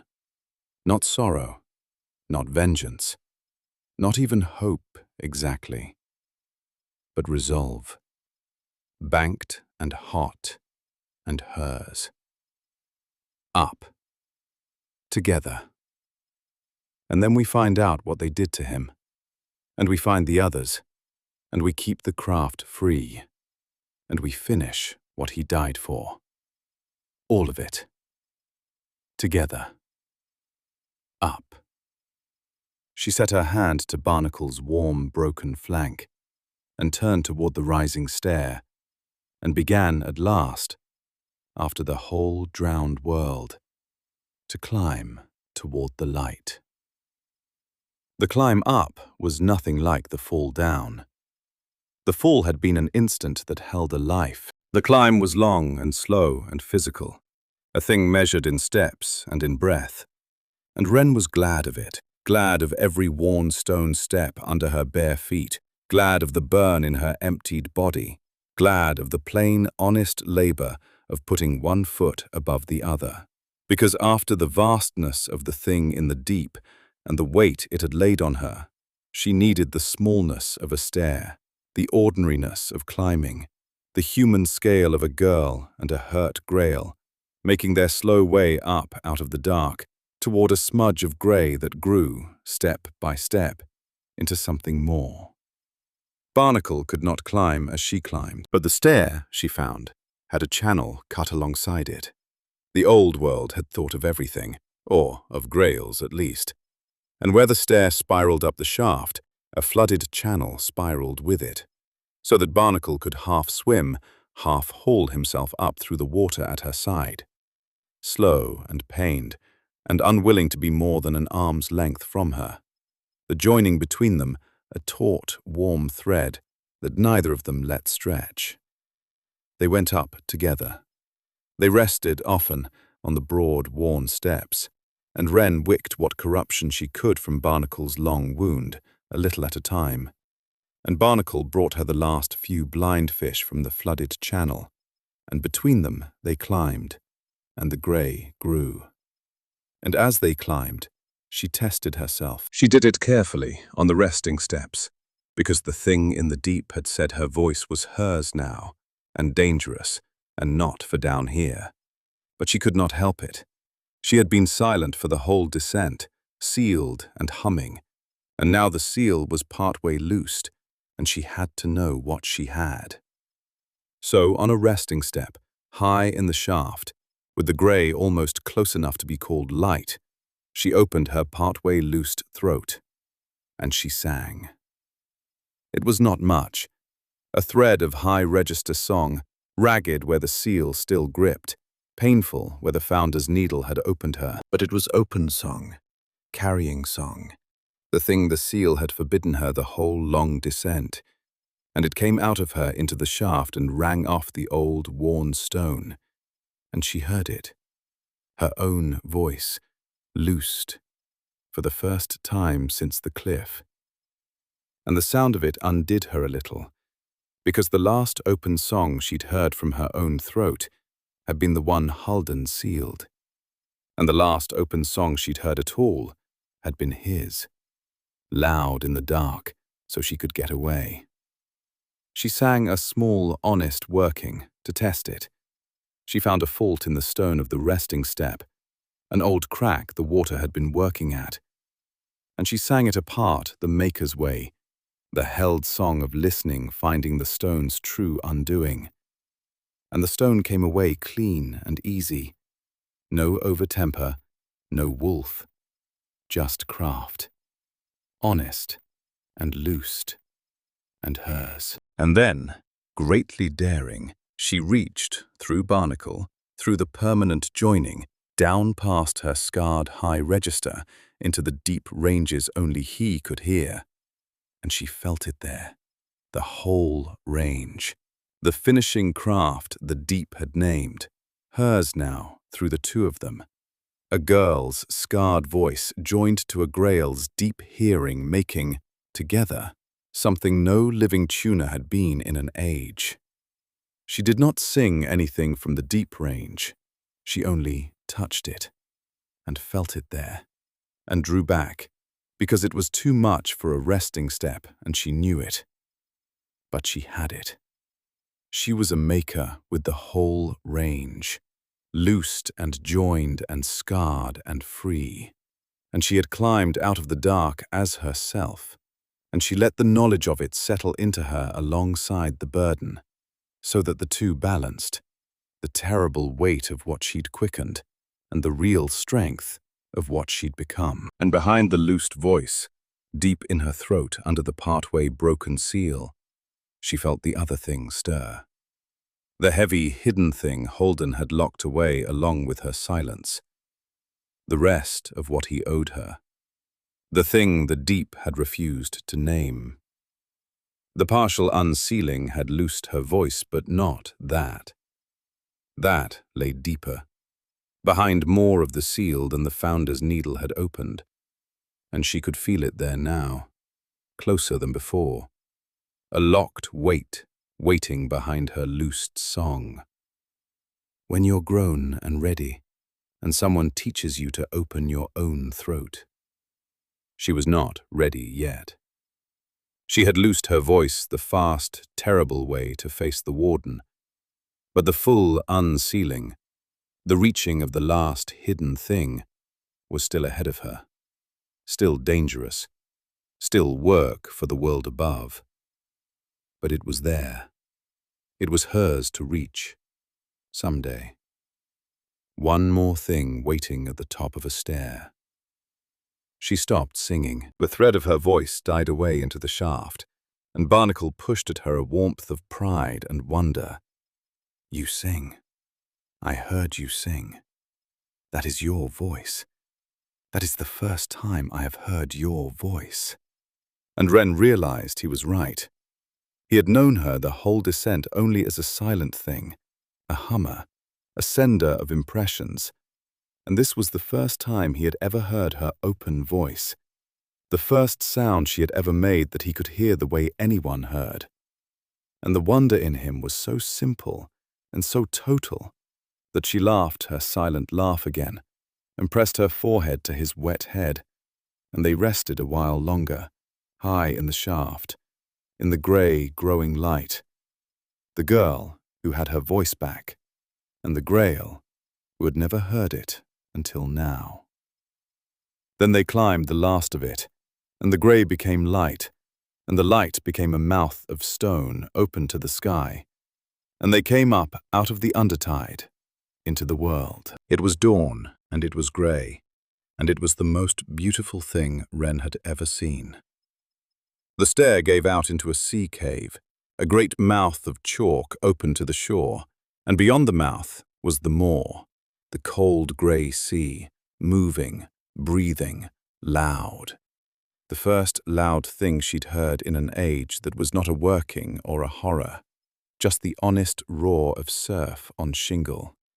And above the sea was the sky, low and grey and vast and endless, and the light of it, the plain grey daylight of the Sindran coast at dawn, poured into the cave mouth and onto Wren's face, and she stood in it and could not move.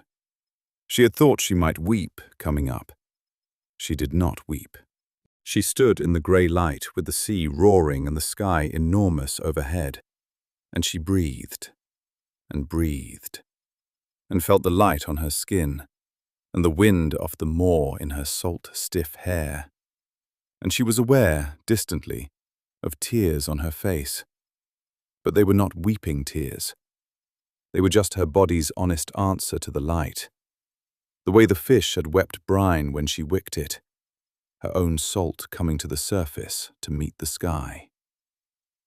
She had climbed out. She was on the surface. She had done the thing she'd sworn at the bottom of the fall. I'm coming up, and I'm going to be worth something by the time I do. And she was up, and she was worth something.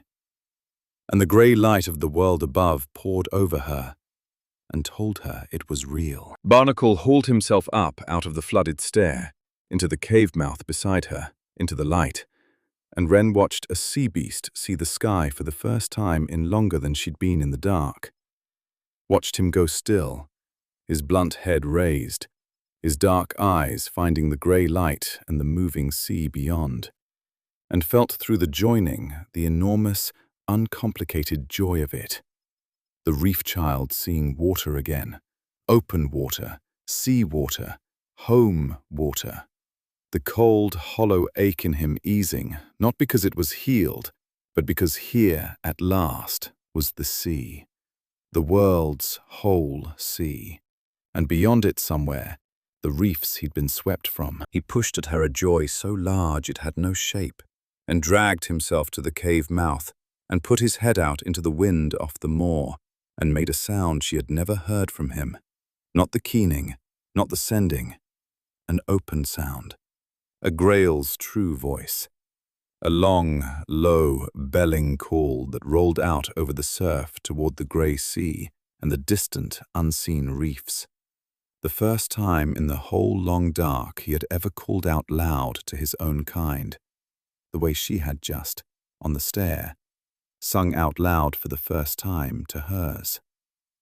And then they stood together in the cave mouth, the girl and the grail, both loosed, both loud, both up, and looked out at the changed shore. And Wren saw that it was changed. She had climbed out expecting the coast she'd fallen from.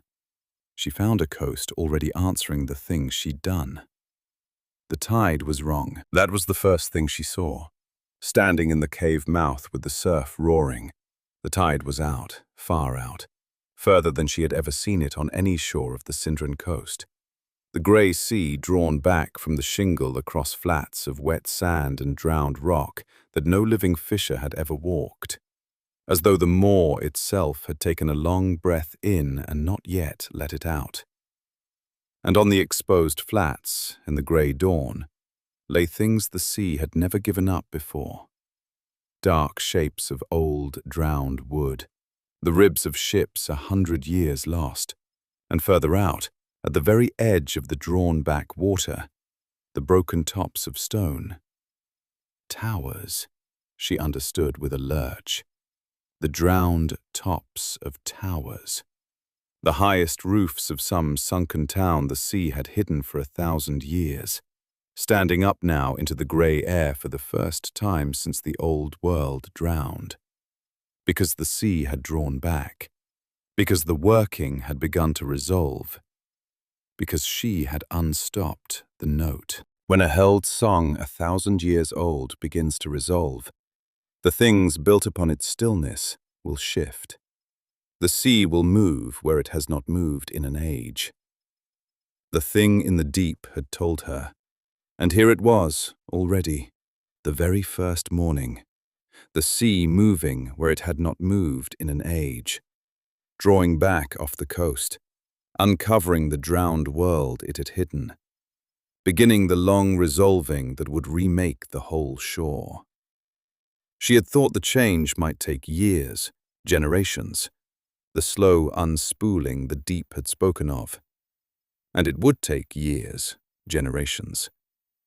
But it had begun, this morning, this tide, and the beginning was already visible, already strange, already frightening. And it was hers.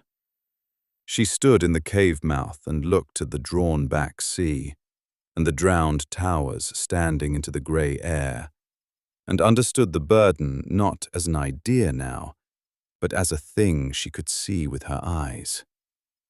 The coast was changing. It would go on changing, faster and stranger, for the rest of her life, and long past it. And the people of the coast, the fishers who would walk out onto these new flats not knowing why the tide had drawn back, the marsh folk whose marshes would flood or drain, the whole low, free, unset world that lived on the edge of the moor. They would face the change with no idea what it was or why it had come, and their church would ring its set and holy bells at it and answer nothing.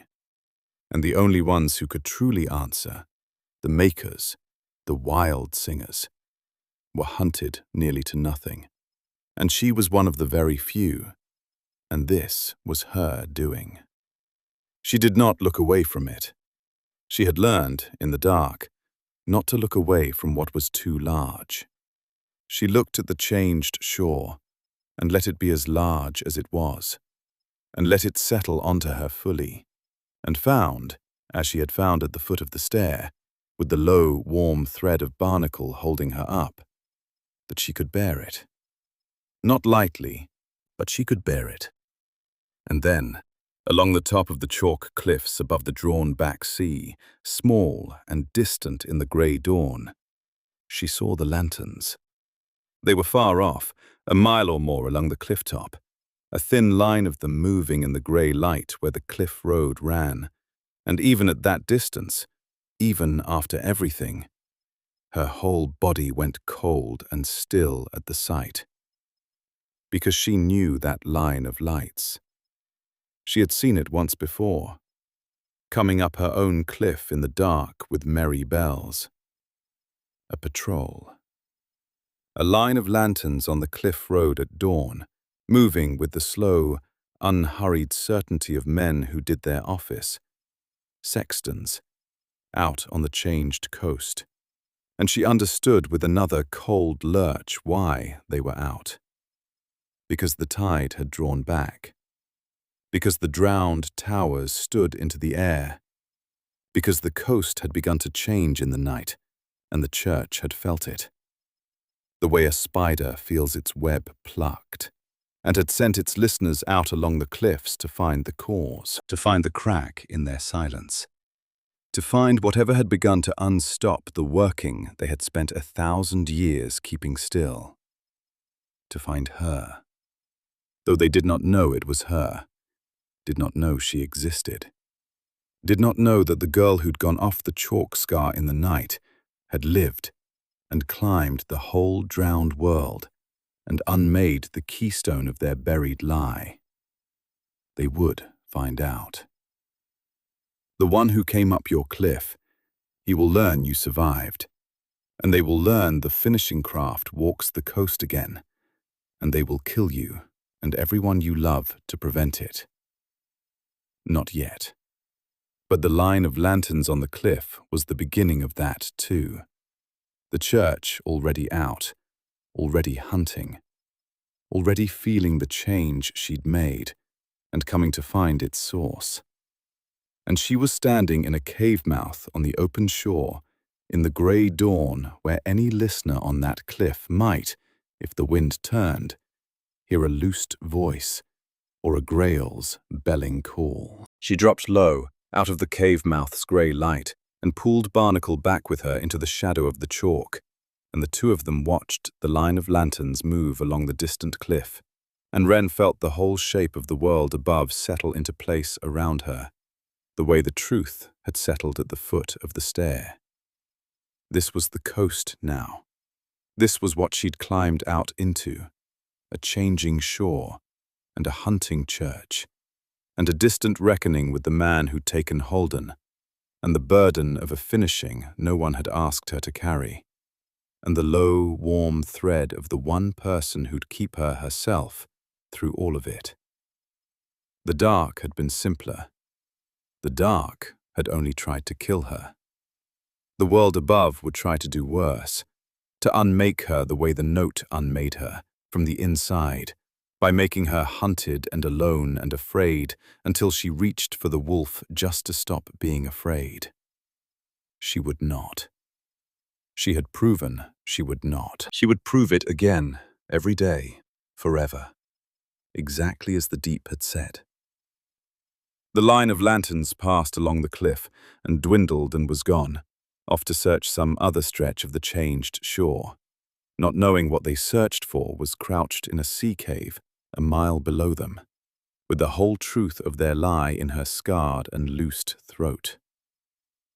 When they had gone, Wren let out a long breath, and Barnacle eased against her, and the grey dawn brightened over the drawn-back sea and the standing, drowned towers, and it was, for one more moment, quiet. They did not stay long. The changed shore was no safer than the deep, only differently dangerous. And a girl and a grail in a sea cave in the grey dawn were not hidden. So they moved. Down out of the cave mouth onto the wet, exposed flats, while the tide was drawn back, keeping to the shadow of the chalk, working their way along the shore toward the marsh country to the north, where Halden had told her an age ago that a small, quiet person could disappear. But before they went, on the wet flats in the grey light, Wren stopped, because there was a thing she had to do, a thing she had climbed the whole drowned world to be able to do, and she would not go north until it was done. She turned to Barnacle in the drawn-back sea, and she opened the joining all the way, the permanent thread between them, and she showed him the whole of it, not the fight, not the burden, but the purpose, the thing that had been forming in her since the causeway, and had set hard as the soul tie at the foot of the stair. She showed him Halden, the old man on the cliff, the sacrifice, the sealed voice, the reason locked in her throat, the whole open wound of not knowing whether he lived, or where the church had taken him, or whether they'd taken his secret, or only his life. She showed him the church, the set bells, the hunted makers, the 1,000-year lie, the man who'd come up her cliff. She showed him the finishing, the failing working, the resolving coast, the burden the deep had laid on her, the few free makers left, the craft that had to be kept alive and free. And she gathered all of it, the grief and the truth and the burden and the resolve, and she made it into a single shape, a purpose, a life's whole aim, and she pushed it at Barnacle so he would know exactly what he'd be staying for, if he stayed. I'm going to find out what they did to him. That first, that's mine. That's the wound. I have to know if he lives and where his body went, and whether they have his reason or only his life. And then I'm going to find the others, the freemakers, the wild singers the church has hunted nearly to nothing. And I'm going to keep the craft alive and free, and I'm going to teach it. And someday, with the whole range you gave me, I'm going to finish what the old world began and what he died for, or die trying. That's the rest of my life. That's what I climbed out to do. It's too large, and it's not fair, and it's mine. She made herself send the last of it truly, the part that was a question, the part that gave him the choice. And you don't have to carry it. You're a grail. Your reefs are out there, past the moor. You're free of the dark and free of the iron, and you could go home, to your own kind, to the sea, to the reefs you were swept from. And the cold, hollow ache would ease at last, and no church would hunt you, and no burden would be yours. You've kept me, all the way down and all the way up. You've done enough. You've done more than enough. You could go home now, and I would not. It cost her to send it. I would not blame you, and I would not stop being yours, joined like this wherever you went. You could go home. Barnacle received all of it, on the wet flats in the grey light, with the drawn-back sea moving around them and the reefs somewhere out past the moor. And he was quiet a long moment, the way he'd been quiet on the causeway before he vowed to keep her herself. And then he lifted his blunt head, and he looked out at the grey sea, at the open water, at the home that lay somewhere past it, looked at it long enough that Wren felt her heart go cold, thinking he would take it, thinking she had given him the door and he would walk through it, as he should, as she'd told him he could. And then he turned his back on the sea, deliberately, and put his head against her, and pushed at her the clearest, largest, most final impression of the whole long descent. The word that had made a company of them in the plaza and a bond of them at the stair, only now chosen freely, on the open shore, with the way home in plain sight, and refused. together. I heard the reef in my own call, Wren, when I belled out into the wind. It is out there. I could go, and I am not going. The reef is my kind, but you are my person.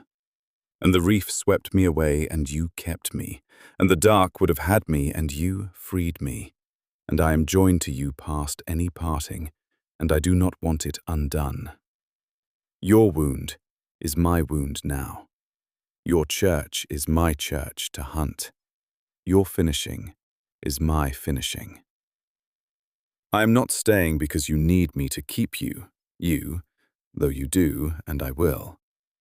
I am staying because there is nowhere on the whole coast or in the whole sea I would rather be than beside you, carrying the too large thing, refusing the wolf, being loud and up and free. I choose it.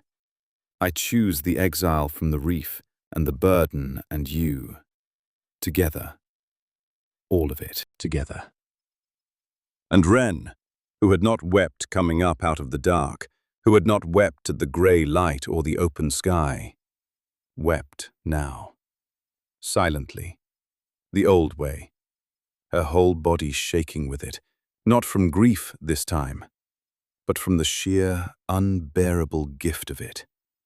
The Grail choosing her over the sea, the person choosing her over home.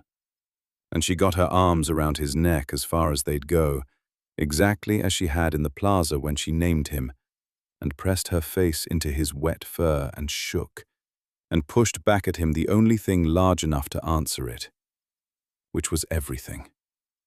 All of it. Her whole self held out and given. Together. Then. Thank you. Together. I love you. Together. All the way. To the end of it. I will not go alone into any of it. Thank you for choosing me. Together. And the grief that she had carried since the cliff, banked and hot for the whole long descent, changed at last. Not gone, not healed. It would never be gone or healed.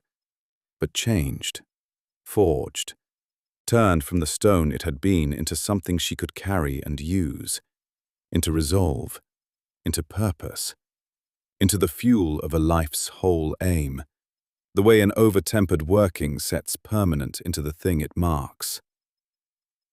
Halden was gone, or lost, or waiting to be found. The coast was changing and hunting her, and the church's lie stood exposed only in her throat, and the reckoning stretched ahead of her longer than she could see. And she was up, and she was loosed, and she had the whole range, and she was not, and would never again be, alone. They went north along the changed shore as the tide began, at last, to turn, the drawn-back sea starting its slow return over the exposed flats and the standing, drowned towers, the long resolving beginning its work on a coast that did not yet know it had begun. Wren pulled her salt-stiff hood up against the grey light and kept to the shadow of the chalk, and Barnacle swam the returning water at her side, close, the joining a taut, warm thread neither of them let stretch, and the two of them made their slow way toward the marsh country, where a girl and a grail might disappear, and gather strength, and begin. She did not know if Halden lived. She did not know where the church had taken him, or whether they held his secret or only his bones, and the not knowing sat in her still, but banked now toward purpose. A wound turned into a road. North to the marshes, and then out onto the changing coast, to find his fate, and find the others, and keep the craft free, and someday finish the song.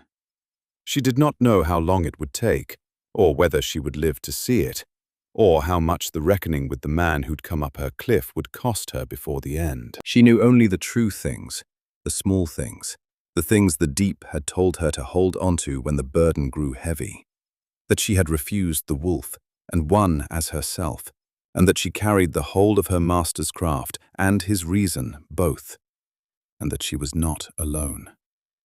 At the edge of the marsh country, where the chalk gave way to reeds and the returning tide pushed up into the salt channels, Wren stopped once more and looked back, south, along the changed shore, toward the sea cave and the drowned stair, and the deep beneath it, where the thing in the deep waited, tired and ancient, and for the first time in 1,000 years, feeling its long-held song begin to resolve. And she looked up at the grey sky, low and vast and endless over the moving sea, and she opened her partway loosed throat, and she sang, just a thread, just a small, loosed, high note, quiet enough that no listener on any cliff would catch it.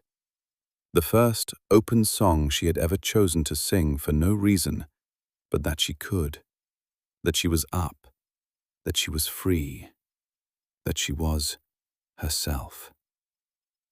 It was not much of a song. It was ragged where the seal still gripped, and thin where the founder's needle had opened her, and it carried in it the whole weight of everything: the cliff, the fall, the dark, the note refused, the warden unmade, the truth, the burden, the Grail, who had chosen her over the sea. But it was hers, loosed and free and open under the grey sky, the voice her master had sealed to save her, and the deep had given back.